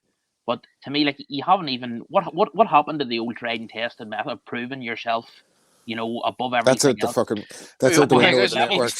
He needs to make weight first, though, before he can prove anything else. Mm-hmm. And he looks a big boy. He looks a big boy. He looks like he could go to 54. But listen, I don't know too much about. I know he's highly touted or whatever over here. I don't know too much about him. I watched him last night. He looked okay. The fella from Sinaloa was smiling beforehand. That's always an ominous sign. I'm looking at these Mexican lads when they come over laughing. That generally doesn't end up well for the fucking home fighter. Like, but big shot. I thought the ref kind of was a bit magnanimous to him in the first knockdown. I thought he could have stopped it. It looked like he didn't want to beat the count at all. Like, and then the punch to finish it was a clinical shot. But it is what it is. He moves on. I wait and see how he develops. Donovan with a good win last night as well, and a good statement. I think he looks the real deal. I like him. That's his nickname, isn't it? But yeah, he looks the real deal. Good shot selection always. Good bit of power. Like to see him tested now as he goes on. But a good statement from him. And then over in Arizona, I kind of expected that for John Ryder, to be honest with you. I thought maybe took a bit of a shelling in the Canelo fight, although he's a hard bastard. Like, he's not going to, he's up and down. Like, every time he got dropped, he was right back up. He was hanging in there. He was trying to do, but he just couldn't do nothing with Munguia. Too big, too strong. Dave Lee made a good point in our chat. Munguia, I thought, look, like, I know he gets a lot of kind of detractors from me, basically. I've been a Munguia detractor a lot of the time because there's a lot of hype about him. He's kind of a WBC golden boy. He's had the nod in a couple of dodgy decisions, but he's had fucking 42 fights as well. Another kind of teenage fella who's come through from Mexico, active all the time, fought. So I kind of expected him. I don't know, with the size and everything, I kind of expected him to stop Ryder last night, and I'd say that's probably the end for John Ryder, unless he has a homecoming fight in London or something where he wants to say goodbye. But he's made his money now, hasn't he? Like, and he kind of. The sad thing about Ryder is that he never picked up a trinket. I think there's lesser fighters from Britain, even in his division, who've gone on to be world champion. It's just the way the cookie crumbles. Sometimes it just doesn't work like that for you. But what I like about Ryder is we spoke about it all the time. He always gave us time on the pod. And when the odds were against him, he upset the apple cart more than once, like, and earned his shot at big money paydays. So good for him. Bad that he goes out like that. I thought the decision from the corner to pull him out was right. You don't have to have him getting shelled for another 3 rounds. He wasn't in the fight. So I'd like to see Munguia fight Berlanga and Benavidez fight Canelo, and then the winners come together. I don't want to see Benavidez fight anybody else apart from Canelo. If he does have to fight anybody else apart from Canelo, why not Munguia? But I'd like to see Munguia Berlanga and Canelo Benavidez next, and then have the outright king of the 68-pounders. Well, from your mouth to God's ears, Rob. So that was the week of boxing in review, and what a week. Here we are, almost 2 hours in. I'd like to thank people in the chat. Mr. Dir Mohammed, Michael Thompson, M. Lithgow, let's see here, Abdul Rahim, Daniel Ford Lother, Johnny Nang, MB in there. Let's see, Mark Stanton, and let's go with John Trounson. All right. Thank you very much to you, and anybody I missed, I do apologize. Just got to keep moving along here. Steve said there's a couple of comments in here as well. Thomas Smith said, Hearn had a good night. Everyone did what they were supposed to do. Particularly nice to see Chef Clark step up, though I had no interest in watching Crocker bully an underweight opponent, then celebrate like he'd won an F1 Grand Prix in Monaco. Felt myself rooting for Felix, to be honest. As far as Ryder, Matt Christie said before the fight that Canelo in his hometown had really brought out the gorilla in him, but Munguia might be harder to get up for. It certainly looked the case, as Ryder only really had successes when Munguia took time off. He didn't box badly. Ryder did what Ryder does, but he looked doomed from first round. Munguia ate everything that landed flesh, hit harder and faster, and was consistently bouncing. It must have been dispiriting when to survive you had to really push him back, but getting close to him was nigh on impossible. Would like to see Munguia versus Benavidez next, and the winner fight Canelo. Thanks for that, Thomas. Marcus Bellinger. Hey, lads, hope all is well. Just a few fighters to look out for in the pro and amateur ranks. Featherweight Kenji Fujita moved to 6-0 yesterday, capturing his first title and is a real classy operator. Expect him and Hayato Tsutsumi to be in the featherweight makes in the near future, and Japanese champion Kaisuke Matsumoto has progressed nicely so far. In the amateur code, GBS super heavyweight Delicious One will I'm sure receive a lot of attention. In a loaded light heavyweight division, Callum Peters looks to be the next talent from Australia, and Jamal Harvey and Abdulmalik Kalakov could be a classic final matchup at featherweight in Paris. Last but not least, just for Maddie and Chicks with Dig, if she wins Olympic gold, Nikat Zareen will be an absolute superstar. Oh, thanks. Right on. Keep up the good work. Cheers, Marcus. Right on. Thank you for those guys. Do appreciate that very much. He's wrote that himself, hasn't he, Matty? That's about Chicks with Digs. He wrote that part himself. Tip-exed in. We're telling you, Rob, we're going to be global. Going to be global. Who run the world? WBO Global title. I don't know, Rob. Who does run the world? Listen, that's another podcast. It's a quiet week. Nah, there's a few things going on here. Let's see here. On Wednesday, actually. On Wednesday, we're going to have a pro box card. Going to be headlined by Angelo Leo against Mike Planny. A nice fight there. Romero Duno, 26-3, taking on Antonio Moran, 29-6-1. Christopher Pearson, 17-3-1, taking on the undefeated 27-0 Trevor McCumbee. Interesting box rec to look at if you check that out. Good card. So yeah, absolutely a decent card from Pro Box this Wednesday. Looking forward to that one 100%. Let's see here. Then we're going to have a card on Friday from Orlando, still in Florida. Ashton Silva taking on Estevan Falco. Orestes Velasquez taking on Julian Smith.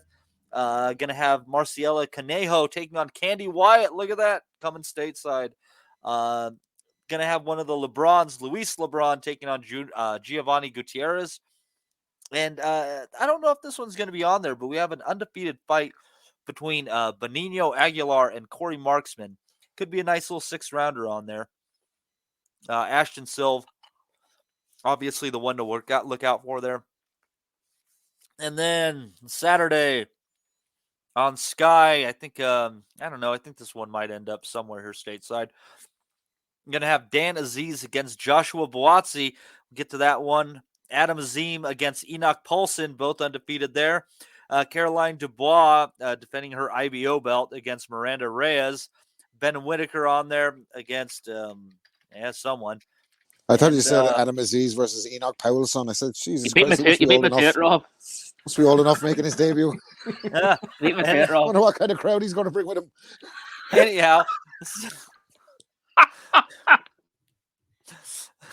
Anyhow, so this is what we have to look forward to on Saturday. This is it. Conor Benn as well, Matty. For good. We're going to get to that. We'll get to that too. But Azeez against Buatsi, I think folks are generally excited for that one. Dom, why don't you give us your thoughts?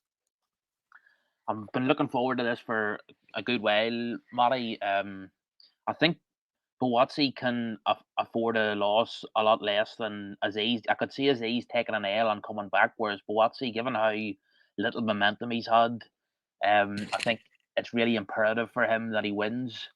It's a hard one to call. I mean, I would probably give Buatsi an edge on points. I can't see him I can't really see him stopping Azeez. But I will go for Buatsi on points in a sort of seven rounds to 5 type of fight, which could justify a rematch. Wouldn't be surprised if we see more than one of them, but I'll go for Buatsi tentatively on points. But I think he really needs to win. If he doesn't win, it's you'd have to ask where does he go from a defeat?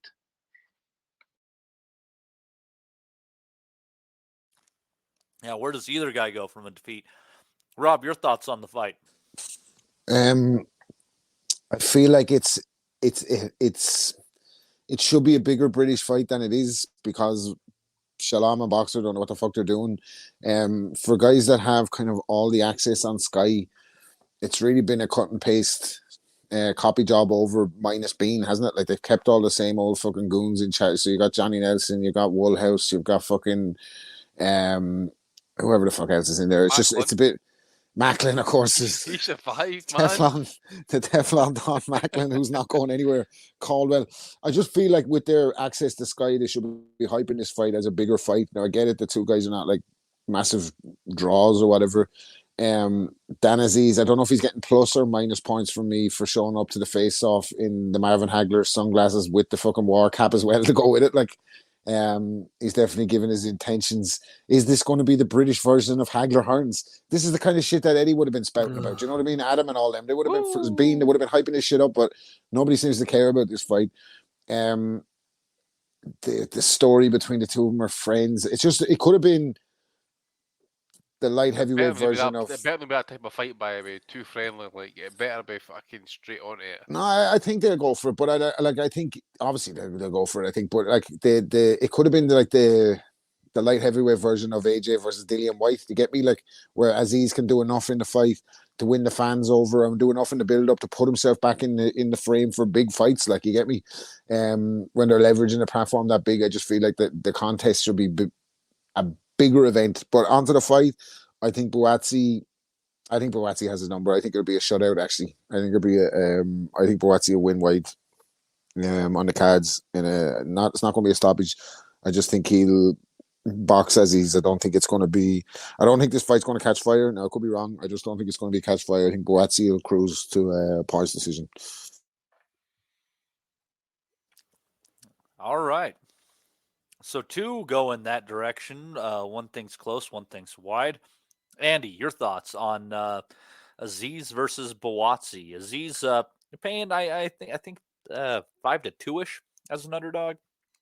Underdog is it? It's a shame actually because we talk about the traditional route and he's went and done it. He's even on the road and won that European title, which I don't know if he still holds actually. Because it's not on the line for this fight that I know of, so maybe he's vacated it. Yeah, it should be a good scrap. I think the pressure is on Buatsi. For me, at least, anyway. I mean, obviously, as I say, you've got Azeez, who's obviously won those 3 titles. I just think with Buatsi, he's still got a lot to prove in me. It's just a kind of flatter to deceive, and this would be a good statement of intent if he was to actually come out here and actually go for it and stop the guy if he was to do that. Azeez is a strong guy. I don't expect him to be stopped. He is. Is he still with? Who was he with? Buddy McGirt. He was with Buddy, wasn't he? Oh yeah, I think he was. Yeah. I think he's still with Buddy. Do you know that, Dom? I think he is. Yes. And that's surprising because I had assumed for a while that he was with Gary Logan. You know, who used to work with the Dark Lord. Now I don't know whether Logan is just managing him now, but he was training him for a while, and I hadn't picked up that he had gone to McGirt. But yes, he is with McGirt. Yeah. So. I'm probably go with what Rob was saying as well. I think Buatsi probably shades it, but I think it will be a closer fight than expected. I think Azeez will have moments where he's boxing well. I just don't think he's maybe got the crack, actually, to be fair. You just never know. You just never know. As I say, he's a bigger guy. But Buatsi, I just think maybe he's getting slightly fresher. And I'm hoping at some point he's going to put it all together. And maybe this might be his time. We'll wait and see. All right. Steve, I'll give you final thoughts on this fight and also anything you might have to say on the undercard. Yes, thank you, Matty. First of all, on the television situation, I think you'll be able to see it if you get Peacock. I believe they have a deal with Sky Sports, if that sounds like something that would I do have the Peacock. Yes. I'm currently using it to watch Ted the series. I love that fucking talking bear, Steve. I love it. Fantastic. Well, that's good. You'll be able to watch Buatsi Azeez, hopefully, on that. Andy said about the pressure being on Buatsi. It is, and so should it be as well. This is a guy who's flattered to deceive. He should have stepped up a long time before. We've been fighting the likes of Richards and Azeez, with all due respect, a long time ago. He had the split from Eddie. It hasn't worked out for him on any level.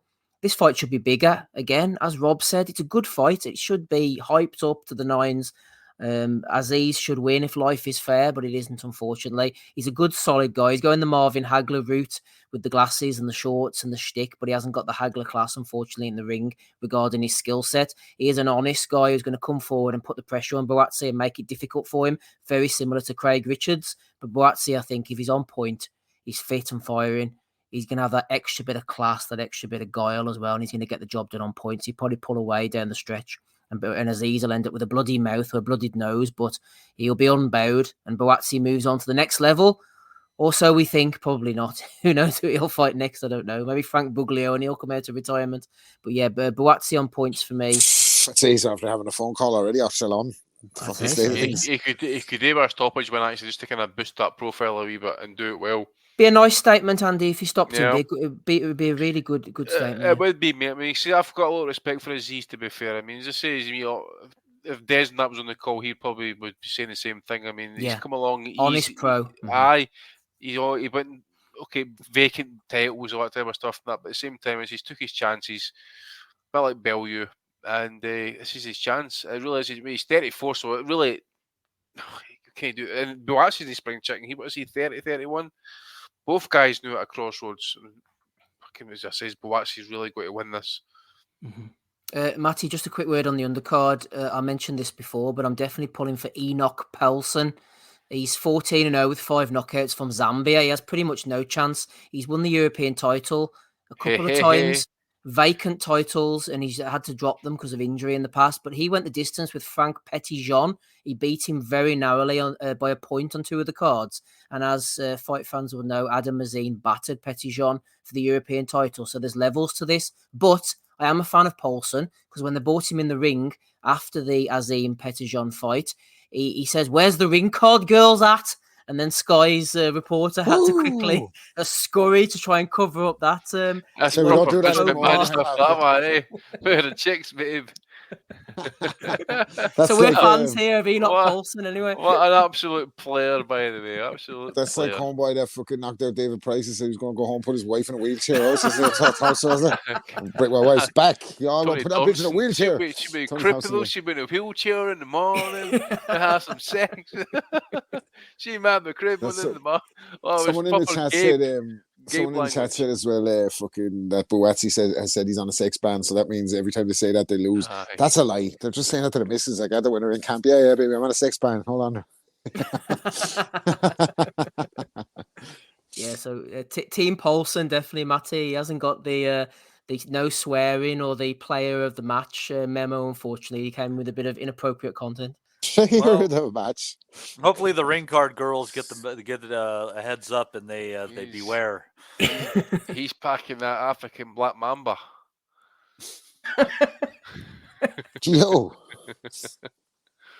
I'm starting to think, was I progressive or old school when I was coaching under 11s and some of the girls we playing, I'd be telling the boys, "Mark your man." I don't know if I was being progressive or not.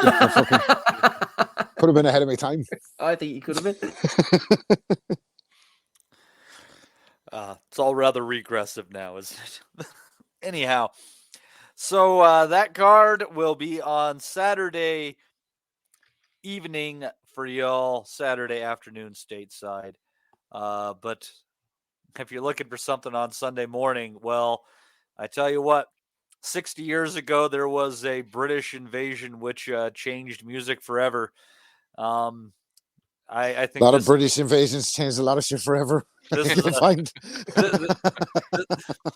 go back hundreds of years with that one, mate. Well, this might be among the worst. This might be among the worst of the British invasions. Live from the Cosmopolitan in Vegas, you're going to have Conor Benn and Peter Dobson and Johnny Fisher, Johnny on Fisher the card as well against Peter Demetrio Dobson. Jesus. Where have they got this opponent from? Did you see Ozzy's WhatsApps earlier on there? That big. He was By the way, sending the does wife Ozzy's pictures missus of know Big who John. he is, by the way? Does Ozzy's missus know who she's fucking getting married to? He said today in the group chat, I just told the missus about John Fisher. The cut's been on the pod for the last fucking year bashing John Fisher. His missus doesn't even know who John Fisher is. He's living a double life, man. Double life. My girlfriend knows who John Fisher is, so that's frightening. Oh God, they communicate so well. Anyhow, she called him inappropriate. Apparently, was the language used. Oh word. Also going to have Austin Ammo Williams on the card against TBA as to this point in time. Going to have 7-0-1 Khalil Ko going in against 20-0 Juan Gerardo Asuna. And also George Littard undefeated 5 wins against Andrew Buchanan, 3-0-1, a middleweight contest. I don't know a whole lot about Dobson. Can anyone here fill me in? Yeah, I've seen it a wee bit before. I don't know if Steve has. Looks a bit slow, Andy, doesn't he? He does. He's undefeated. What you're going to understand, guys, is he's an undefeated fighter. He's 34 years of age and he's 16-0. So he turned pro at about fucking 28. Did he? What the fucking? He has some massive names on his record in that they all have 3 names. So he's beaten Carlos Winston Velasquez, Jose Miguel Borrega, and fucking Rodrigo Damian Correa. So he's got good pedigree coming into this fight. I'm expecting a big upset. I don't know about you guys. I really think it's going to be Ben trying to hunt this guy down. He's a bit of a counter puncher, to be fair. So there's a lot of movement. Seems to have a bit of sneaky right hand, to be fair. So I don't know about. I hope it's the fucking sneakiest right hand in history. I hope it's the fucking sneakiest of all time. I hope he fucking. Oh my God, I would love it. Some of the fights, as I say, it was just brief highlights that I seen. He can throw a right hand quite sneakily, and they can maybe like just stun a fighter, maybe just catch him unawares. Steve's right; he does look very slow though, but natural counter fighter. So Ben's probably got to go hunting for him. Might be tough enough to see it out to the end, because I forget who it was actually giving them some props. I don't know if it was Paulie, so I don't know if that's a kiss of death actually, if you want to talk about that. But had a bit of an amateur career as well, from what I understand, and he's been fighting pro in other type of combat fights. So don't know, but Ben, I don't even know what weight this is actually, to be fair, but Ben, I have the interest, mate. Unless I wake up Sunday morning and someone tells me he got iced, that's the only time I'm interested. I'll watch a fight, I'll watch the highlights possibly, if it's 12 rounds. Don't expect me to be breaking it down unless Conor Benn gets knocked out. That's when I'm on top of my game. That's when it will be happening. Yeah, he's going to be cannon fodder, isn't he, for Ben? Like, he's brought in here as a fucking they have to keep the possibility of the Eubank fight going, and it's probably going to happen in Saudi, isn't it? Like, I'm not thinking he's going to walk in there and blast him out of there. I think it'll be a bit of a long night, to be fair. Maybe it's a late stoppage, but I wouldn't be surprised to see it go the distance. You know, Dobson has a few undefeated names on his record that he faced. I don't know if any of them went and did anything beyond it. He doesn't seem like he's entirely without talent. I don't think he's fought anybody that's had over 20 fights, has he? Yeah, as you said, mate, he's turned pro kind of late in life and that as well. You know, 2014, not really been active. I mean, that's a decade now, just about. He's been a pro. Oh, shit, man, he's like Van Wilder in college, and then he just decided to turn pro. He's fucking. He hasn't fought since Rob. He hasn't fought since June 2022, man. He's on the couch 18 months. For fuck's sake, we're bringing him. He must have fucking thought all his Christmases had come together. There's a reason this fucker hasn't fought for fucking 2 years. You get me? He's been waiting for the shot. Jesus Christ! Life changing money, Cougs. Ames has mentioned that thing as well, that combat league. I've noticed that before. You fight one round, don't you? And if you win, you go on to fight someone else in a round. It's the oddest thing. Like, I really wish they would have brought the prize fighter format to the heart of Mexico and just let all the fucking club fighters fight each other on a knife for the bread. Like, I think that would have been amazing. Just hope the bullfights, you stick them in there instead. Exactly. Yeah, no, Ames is right. He's been fighting in that combat league thing, but he's barely been active. I suppose if you tot up the rounds, it's what, 20 rounds, 23 Yeah, I think he's been rounds, fighting there, mate. I think he's been fighting yeah. there for the last year, Yeah. though, to be fair, eh? Rather than fighting pro fights. He's been in the gym doing bits. Yeah, I suppose, but it's no That's fighting in. definitely, like, you know, the guy who's calling for Terence Crawford, Keith Thurman, Jerome Boots Ennis, that's the kind of guys you need to get on the way up, you know what I mean? The Peter Dobsons, the lads who were in the combat league for the last year, that's going to prepare you nicely for Boots Ennis. Terence Crawford, you know, Boots Ennis, man. I would love, you know, something, it would be great to see that fight, Ennis against Benn. That would be never happening. Eddie's got him on a fucking, just go say everyone's name, man. Say everyone's name. It don't matter because you're not fighting them anyway. Go on, fucking call out everybody. But just for once, I would love for Boots just to come out and just say it. Okay, mate, this 500 grand, didn't you come? Chance to be a world champion now. Yeah. Boots is upgraded, isn't he? So, you know, you talk the talk now. It's time to walk the walk. He's never going to fight Boots Ennis. Fucking Boots Ennis would fucking send him out zipped up in a bag. I don't mean to be morbid like about boxing, but that's fucking Boots Ennis would kill Conor Benn. Kill him.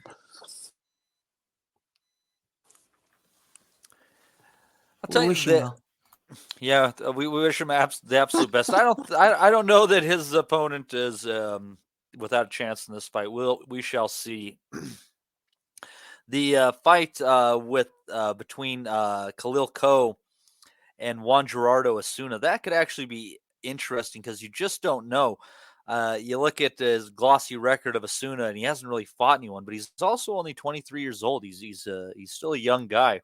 So that battle between undefeated light heavyweights, that could actually end up being interesting, or it could end up being junk.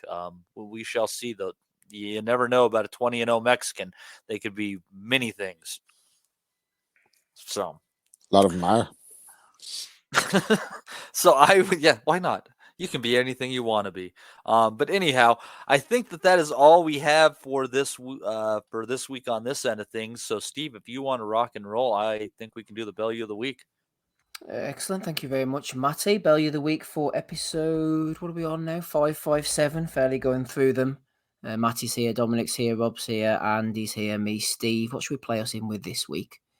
Let's have a look and see if we can find an old classic. AB, we haven't heard much from AB lately. Let's play his post-fight interview. Just spotted it sitting there, just waiting for us. Was it everything you wanted and needed? It wasn't everything it was everything I wanted, but it wasn't everything I needed. Right now, I need some pussy. Oh, God. Oh, God. Oh, God. Okay. All right, before we get to that, who do you want next in the ring? TMI. Hey, man, listen, man. This is my first time on Don King pay-per-view, so I got to give it to y'all. Anybody can get it.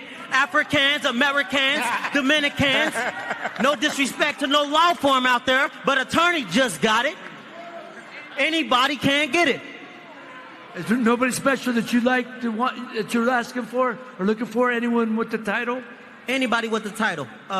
I see, what's his name? Romelo? Retardo? What's his name? Roly. Oh, Roly. Shit. I like the winner of Teofimo and Josh Taylor. And whoever else got the belt. I want all the belts. I don't just want a Louis belt or Gucci belt. I want the WBA belt and WBO belt, WBC belt and IBF belt too. Don, what do you have in mind for our young man, Adrian Broner? What do you have in mind? What's next for him? Well, right now, there's this guy named Oscar De La Hoya. He sent out a waiver, and he wants to meet with us. We're going to talk about it. Nah, let him know. If he want to come over here, we got a fish net for him. Okay, we got whatever he say. That's whatever he say, because we're the problem here, man. Hey, Oscar, you heard what he said. You know what I mean? Come over here, get that fish net, and I'm going to kick whoever asked you put in the ring with me. All righty. Alrighty. Yes, indeed. My car crash, man. Don King. This is my first time on Don King pay-per-view. Let me hazard a guess that it's going to be your last time on Don King pay-per-view as well. Oh man, he has washed out again. I seen, man. Jesus Poor Boom Christ. Boom Mancini in at the deep end there, wasn't he? Like he wasn't expecting pussy to be on the list of possible assets, was he? He was like, oh shit. Can you remember what fight it was when Bruno walked out with the side piece? What fight was it again? And I'll never forget the reaction. Paulie. No, that wasn't the Paulie fight. No. it was like it wasn't this. It was after someone's fight, and he walked out with this hood rat was his side piece, right? It was absolutely horrific, right? I remember it was like he was on the cash app, and he's in the back seat scanning her out, right? Oh, I remember that. Yeah. Remember that? Oh, the scariest the thing lady in question put out a tweet and said, "I just got ate out by Adrian Broner in a limo. He a demon." Horny face emoji she put out. So, you know what I mean? Pound for pound, he's still at the top of the pound for pound some list somewhere. Yeah, Broner. Shout out to all the side pieces. We wish them well. Yes. all these years later, and it's like, I just got ate out by Adrian Broner in the back of a van. Brownie face. Not even his van.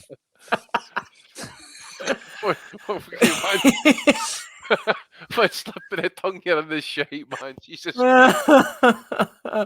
oh gosh, how do you follow that? There's Alan Picasso, Matty. The fuck? With an intimidating ring attire. What the fuck is that? That's Alan Picasso. Did he steal that from an 8-year-old birthday party? That's not the painter's son, is it? Or grandson or something, is it? Certainly got an abstract looking face.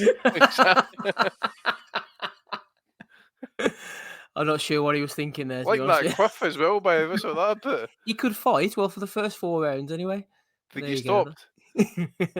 No, he fought that Ruiz, didn't he? And then he got his rib busted, and he's talented. He's a talented kid. He looks in that clip like he's about to pass a message across a restaurant or something, doesn't he? Sorry. A photo opportunity or something. Hi, Alan Picasso sounds like a character as a Toast to London, says Michael Thompson. He does. He does indeed. Let's see what else we've got here. Not too many tonight. Jaime, he's getting stuck in on Conor on the big fight week. He says Conor Benn is judged to a different standard to other boxers. Miller was a walking, talking pharmacy, yet nobody asked him a thing about it when he was fighting Dubois. Regardless of if people believe Conor or not, Andy, there is definitely an agenda against him coming from you. There's not. I'll tell you why. Because Miller said, I did that shit. Sorry, I got caught. I did it. I'm going to have to take the ban. Sorry, I don't know what I did. First he said I didn't do it, and then he popped off for about 9 other substances, and then he was like, all right, you got me.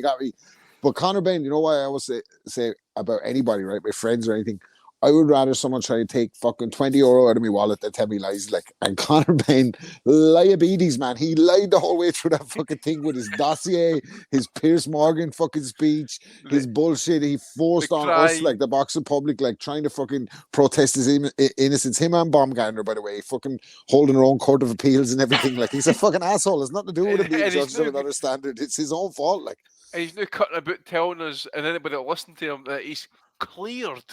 Cleared by who? By what? And for what, actually? Fucking turning up at fucking events, Katie Taylor events and all, giving Kell Brook aggro. Would you fucking say, like, Kell Brook was a great fighter, man. Like, whatever the fuck people say about him, whatever, he was a good fighter. Like, and he was a genuine, legit world champion, like a world-class fighter in his day.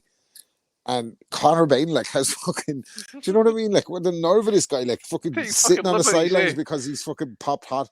And he's going around like the world has an agenda against him. No, nobody was thinking about this motherfucker before. We were kind of warming to him up until this point. Like, and then when he popped and then he went on his fucking PR campaign, that's when he turned every single neutral person in the sport against him. Like, he's an asshole. I know where he's gone wrong, Rob. He hasn't got the legal advice of MJP yet. That's the problem. She would have got him out of trouble. Serafina, that's what we needed in this conversation. She would have just thrown him under the bus like Big Davey Miller and like, fuck him. Good old Sarah. Talking to Kell Brook, actually, he was brought up in an Eddie. Eddie was being interviewed in IFL, and Jet Wash for you says rips into Thurman being out the ring, but he's looking for a weekend bender to fight Ben. And Grey Loach says Kelly's a 7-day bender. No, I'm not doing it. I'll tell you after. A fucking unbelievable joke. I have an unbelievable joke, but I can't. We'll be bombed forever after the pod. He was on with Simon Jordan there during the week. Then you didn't see any of it all day? No, I haven't seen it, no. No, I didn't watch any of the interviews, man. Fucking hell. No, Kell was. I think Kell was. It come up on my YouTube recommended. Oh, right. Yeah, I had to delete that immediately. Did you watch it, Dominic? I did actually. I watched the whole thing. Ooh. I think I watched it the other day. But it's funny. Jordan asked him about the all the famous incidents and or infamous incidents, I should say. And it's funny whenever smoking beef. It's just funny the way Brooke, the way he I was always a fan of him and I had sympathy for him, but Jordan was just pointing out to him like time and time again the trend is that you're just in the wrong company all the time. And did you watch it, Rob? No, I put the joke in the chat. What's saying? Fuck's sake. Just as well you didn't put it in the main chat. Oh man, you have to be on the Patreon for that one. Oh, fuck me. Get on there too. Suffice to say, we're not going to watch. I remember the days you used to be able to tell that in the workplace. I would fear a comeback day, man. You're actually watching over your shoulder to make sure they fucking. Did I tell that fucker that joke? Now we get cancelled like Enoch Paulson. Now in Ireland, in a few months, I can go to jail for 5 years just for having it on my phone. So fucking make the best of it while I'm here, lads. Oh dear. Rick Glazer, a week doesn't go by when Rick's not nominated. David Palmer getting stuck in this time. Rick says, my business day has already started. Haven't accomplished anything yet, but I won't accomplish anything if I'm not trying. I'm trying hard. GlazerBoxing.com since 1991. They are, Matty. Before the internet was even around. Hashtag boxing 24/7 365. GlazerBoxing.com since 1991. He's a pioneer. Is anybody check to see if he's actually got a website? Go and check it. He right has. now. I checked it. It's actually kitted out quite well, actually. Is it? I wonder where he got the funding for that from. So what does he do then, mate? Have you figured out what he does? Or is it just let me tell you, Andrew. Here, in fact, let me see if I'll be able to screen share it and we can go through it together. Let me see. Share screen. I love this story time. Here we go. Share screen. Rick Glazer, boxing promoter. Right. Can everybody see that? Okay. Hang on. Let me get rid of David Palmer. There we are. Right. Agent, broker, and consultant. Right. Okay. Consultant, yeah. Contact Rick. Well, there he is. So what does he do? It says, thank you for your interest and for clicking on our completely revised website. Corporate partner. Clients have included promoters, managers, fighters, casinos, networks. Providing a vast array of services. Still hasn't said what he does. So it looks like he wants to sell me a 716-907-7400. There's no compensation if I don't succeed in what's been asked of me to accomplish. It's that simple.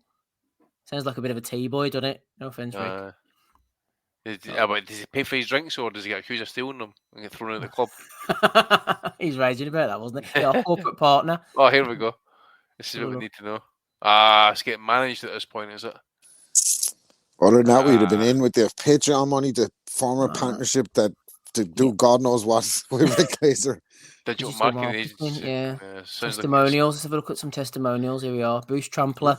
Didn't you hate him? In the pudding. Bruce Trampler. That's a made-up name. John King. Here we are. If I attempted to duplicate Rick Glazer, it would be nearly impossible.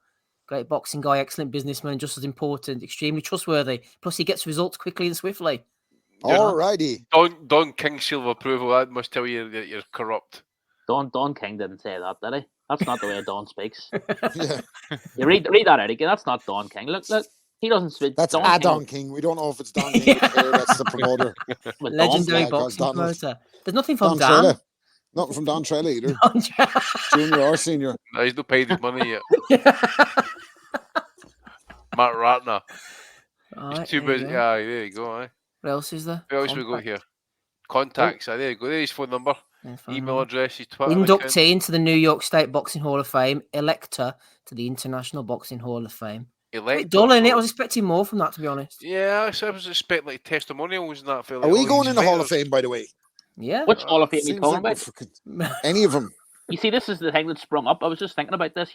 I thought there was just the IBHOF, the international. Oh, no. Now you've had like the Nevada. Halls of Fame all over. We should start our own Hall of Fame. Hall of Shame. Oh, we do that. That's a great idea. Dad. We do that with Bellew the Week. Bellew the Week is like a Hall of Shame, isn't it? That's true. Rick versus Gardner creep off. Anyway. Sorry, I was just going to smell your neck, but you've got the camera rolling. Yes, we are. Can I just kiss your neck there, sweetheart? Oh, there's a camera's running. Oh, sorry. Are you live just now? Hey, Eddie Gear in the eyes. Yeah, we're live. Quebec City. I'll never forget Eddie's. You need to play that again. You need to watch Eddie. Watch Eddie kind of just plant his eyes on the gad in disgust, and then he's like, "Yeah, we're live." I haven't got it uploaded. Oh man, God, Eddie's like, "You fucking creep." You know the way we're always making up like potential TV shows for like the guy to be in. I kind of like to see him in a kind of a hardcore UK detective in the 80s in around Soho job. Do you get me? Like something like that. Like where he has inexplicably has a Magnum fucking revolver as well. Pecker or something like that. This is Fight Club. Somehow he ends up infiltrating a fucking Chinese heroin smuggling operation or something like that. You know what I mean? I need to fucking. Big John's in there eating evidence. And ODs because you want to someone get Guy Ritchie on the phone. I think we need to here there he is. Matt Minge. There you are. Oh, sorry, Matt Binge. Sorry. The watch along. I need to say, I need to be honest, right? I don't know if he's listening.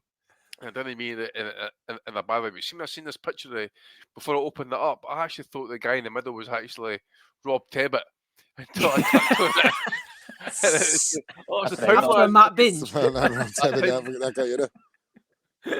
After a 7-day bender. And you've got big fish and wee fish as well. How are they going to get all these people who are so hard to get to turn up at these kind of events all the time at the same time? You've missed the main bit as well. Forged Irish Stout giveaways. Yeah, there you go. That's what you need. You need that in your life. Conor McGregor by there on the site, handing it all out. That's Eddie's competition, isn't it? Mm-hmm. Yep. Maisie Rose there. Ebbs. Fucking Big John will just turn up for the price of a Chinese or something like that. He's fucking easy. 2 for 1 fishes on the fucking ticket there. Compare the size of the same t-shirt. Compare the size of Ebbs' fist and Big John's. I think we should get tickets for this for Ozzy and the missus. Right now, could you imagine? Oh, I'll be a divorce. Live watch. Prenuptial divorce for poor Oz. Oh, we wish them well. We wish them well. The watch along, Ozzy going the domestic route with John Fisher. All their nice guy Jamel Herring has been having a bit of beef with the boxing Spazzo Artman. And someone says he's going to meet up and fight Artman. And Jamel Herring says, this is a bad one, only if he brings Bill Cosby. That's his missus. That's his missus or his man? I need to tell a story before I forget, right? He tried to do this rap video. He tried to do this rap video and he's kicking about with this fucking gun. Don't know if it's fucking loaded, right? And next minute he pulls out the bottle of cognac. Well, the problem is it was a fucking quarter bottle. You fucking bum. The fucking gun was bigger than the bottle, man. You fucking useless tadger. I quite like Art, man. He's like a parody anyway. He chewed me $200, man. The fucking Welcher. He's off his head, man. He is absolutely. But yeah, I don't know if that's his ma or his missus, man. I'm not sure. We wish them both well. He was mad for the betting, wasn't he? He didn't pay anyone. He's just shameless, man. He just didn't pay anyone to start turning back up on Twitter with a gun. Like, all right, come and get the money. That's his granny, man, for the township. Yeah. If you riled up Jamel Herring, who's one of the most passive boxers, the nicest guys in the sport. Like, fuck yeah. Oh well. I remember the LDBC was in, huh? Yeah. Well, I don't know. I don't think the LDBC even wanted him, Andy. He's that bad. He got fucking cooked the night of Crawford and Spence. He got cooked. Him and the other fucking idiot. Who was your man? Ray Jackson, was it? Oh, Jackson, yeah. Trolling Crawford for fucking years, basically, like pro era Spence. Got absolutely flamed up. Hit him. Did you ever see the footage of Ray Jackson watching the fight? He's like, hit him, Earl. God damn, hit him, Earl. He got sacked, didn't he, recently, Jackson? They were all slagging him on Twitter or something, I saw. Did he? I think so, yeah. Not that happened to anyone unless they were... No. We wish him well. Yes. Oscar's here. De La Hoya appears to His Excellency. I can make you proud. I can make you proud, Your Excellency. Make it rough and tough for those camels for you. Well, His Excellency said, listen, we've got a fish net over here for you if you want to get cooked. Oscar just wants to know if you want 1 humps or 2. That's the last thing they need over there is De La Hoya, isn't it, man? Let's be honest. Well, to be honest, man, he looks he's making competitive fights, to be fair. Well, that's true. That's true, yeah. Oscar feeling left out. He hasn't got much choice, has he? But hey, this is probably going to be my only Bellew of the week this week, but just to fast forward a wee bit, see, I was watching, did you watch the fight last night? Did you see his missus sitting next to him? Yeah. Right, I sent her all the picture. Wait a minute here.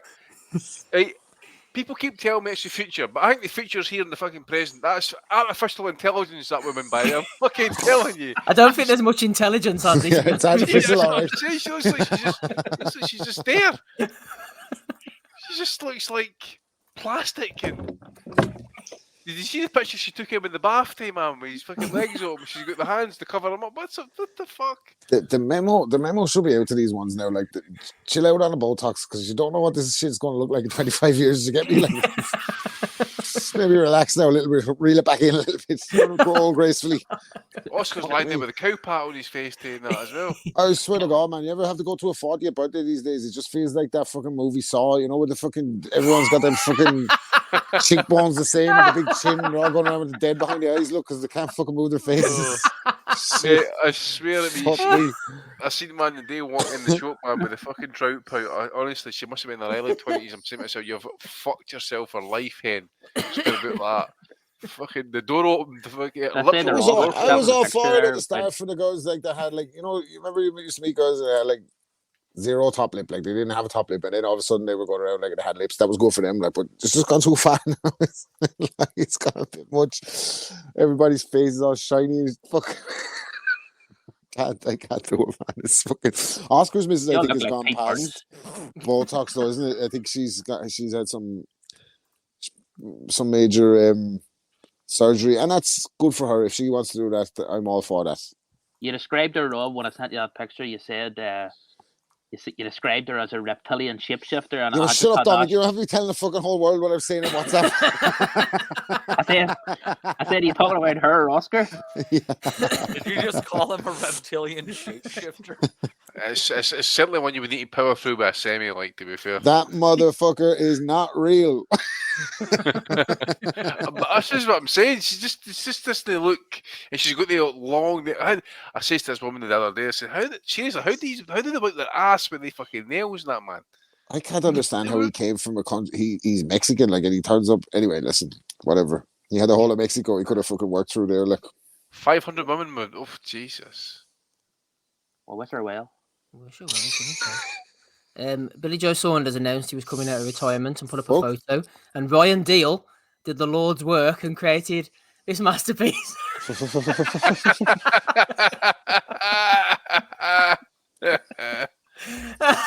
He's been on fire lately. Who's he going to fight, Saunders? If I couldn't beat Chris Eubank Jr., my dad would beat me with a chain.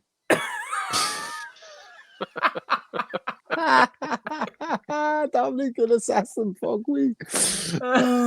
Brilliant. Why does I go back to the sort where I live? Your dad would beat me with a chain. Do the one of them when he's telling the fella that he banged his missus. That was the one when he phoned up the guy. And you have the guy actually apologising to him for banging his own missus. Your man was like, "You're going to stop saying that you were sleeping with." He's like, "I can't do that, mate, because that's going to make a liar out of me." Everyone remembers the one with Wilder in Belfast, but the one that I always can't forget, it wasn't actually him. It was his son hitting Willie Monroe Jr. in the groin and the weigh-in. Oh, yeah. I've never seen anything like Frank Warren looked shocked like. I remember one of my favourites from Saunders is when he's calling Kurt's aside Danny DeVito. He's like, "You fucking Danny DeVito." Didn't know who he was dealing with, did he? Kurt's exactly. Like, "Let me get on his phone, asshole." He's out now. Yeah, he's back out. The rematch, they are. Well, not even a rematch. I don't think. Did it? Actually, that'd be a good fight for both of them, wouldn't it? Yeah. They're talking about if he does come back, his first fight's going to be at 175. No way. Make it. Why does he look like a bearded John Candy? I think John Candy's in better shape, Matty. Right, anyway. There's all the ones. Oh, Andy, there's your mate. I'll throw him as well.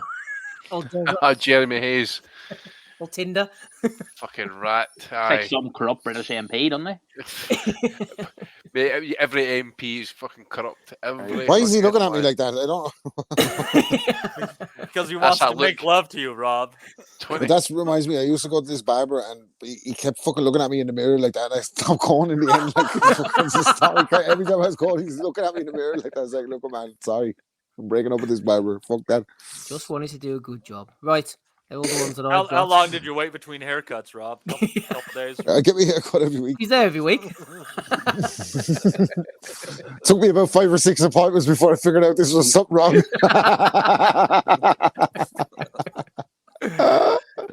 Right, Matty, what do you have for us this week, please? I was going to nominate that asshole, but you stole it, so right on. Super job. Dominic, what have you got for us? I've just got one excellent nomination, Steve. I told you about this earlier in the week. It was from an interview that Ames, I don't know if he's in the chat, but he sat down for a chat with Thomas Hauser earlier this week, and Hauser was going in on Eddie as he's wont to do, and out of nowhere he just sort of said Eddie's given a lot of opportunities to Sky Nicholson. I don't see where this is coming from or what the reasoning is behind this, and I was obviously clear he knew exactly what he was doing, but it was brilliant. Like, he's just pure shit housery. Like, but it's housery. Well done, good one. But Ian said to me, he said, I wonder will Eddie. Hauser said he invited Eddie to sit down with him for a sort of head to head, on neutral ground, and of course Eddie, when he was asked about this the other day, he says, why would I want to sit down and speak to Thomas Hauser? So no enthusiasm for Eddie for a chat with Thomas Hauser, but thought I missed that actually. The full clip was he said, why would I want to sit down with Thomas Hauser when I'm fucking banging Sky Nicholson? I got better shit to do. Fuck that. Sit down with this curly head fucker talk about drugs. Fuck off. He makes a good point.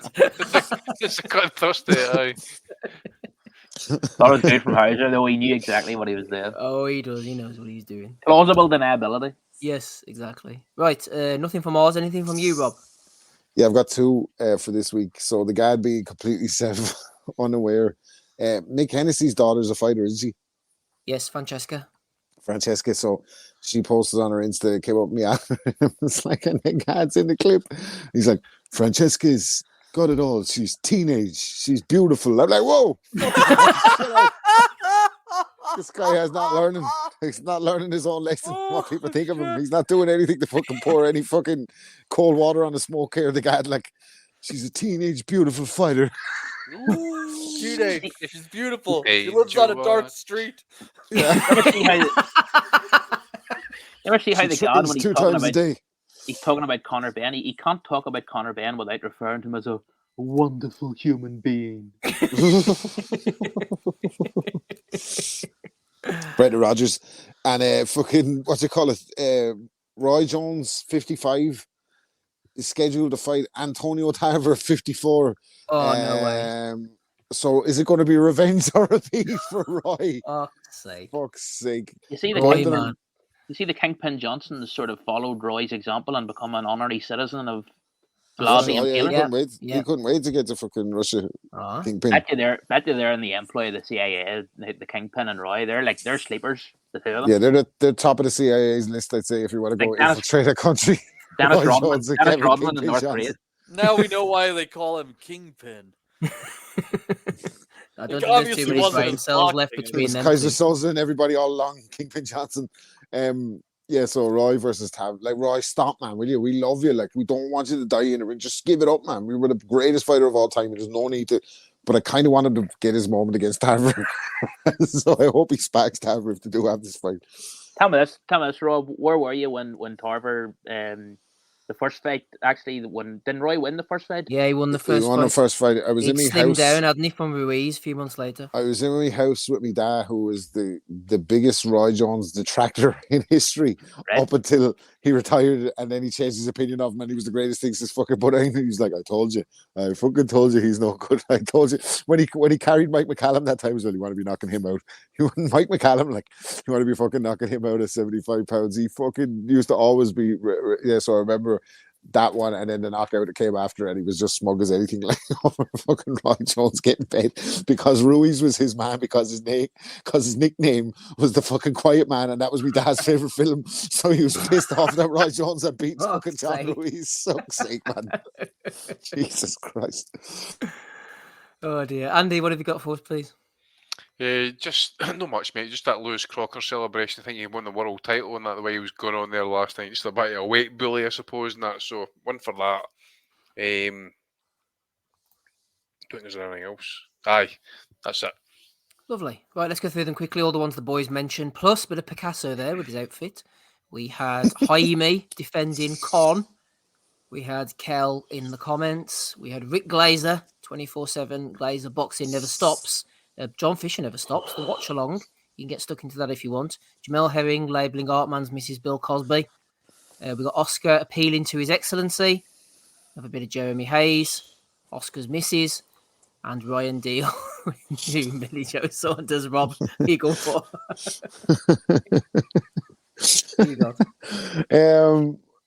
Hauser was being a bit.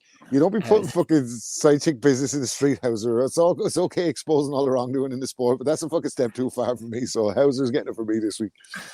Good stuff. One for Thomas Hauser. Dominic, who are you going for? Yeah, I'll go for Hauser as well. And don't know if he's ever won the prestigious Bellew the week before, but I'll just say I agree with what Andy's saying. His nomination about Crocker being deadly serious. I thought, he does have a point there. Like he was celebrating that he flipping knocked out Sugar Ray Leonard or something, but that was a point well made. Okay, Matty, 2 for Thomas Hauser. He could finally be putting the cherry on the top of his worthless career and winning the Bellew of the week. Who are you going for? No way. 119-109 from this chump. Fuck him. Jeremy Hayes this week, sir. Jeremy Hayes. Andy, who you got? Jeremy Hayes, mate. What an absolute rebel that guy is. Deciding vote for you, Stephen. Well, I wasn't going to go for either of them, but I suppose I'm going to have to, aren't I, to make this nice and fair. So I think I will go for Hauser as well. I'll go for Thomas Hauser. I liked his little quip. It's not beneath him, is it? A little low blow from Hauser, a bit of salt in the eyes. So yeah. Esteemed Ryder dropping a bit of... Jesus, Steve, just fucking cross south into the border already. Fucking jeez. Would be happy to, Matty. Would be happy to, but not until Thomas Hauser's won Bellew of the Week award. Fucking hell. For episode 557. Congratulations. Back to you, Matty. Quickly, thank you. Oh, Lordy. It was a good one this week. I'd like to thank everybody for coming on this week. Ricky Graville for his generous £5 that he threw in there. Des came on earlier today. We've had Andy Patterson, Dominic, Rob Kelly, Steve Wellings. I've been your host, Matt DeJohnor. We'll be back with you guys next week to review everything that we discussed, and we'll also discuss the return of Teofimo Lopez against Jermaine Ortiz, which is going to be on a Thursday night, crazy as that might be. But we are looking forward to it. Going to be a fair bit of action that week. And you folks take care of yourselves, and we will see you next week. We'll never forget. Ja, dat is gedaan nu. We want to be honest, yeah? Crying like a little bitch. I've never met a fucking swank that can fight me. I fell asleep. You're a fucking bum, you're a fucking asshole. Rumpo fucking Steltskin. But allegedly, Oscar Rivas has failed a test. 7-year reign. 7-year reign. I will fucking smash. Fuck you. I hope you fucking die. Be safe. I love boxing sounds. Simple as that. Sports Social Podcast Network.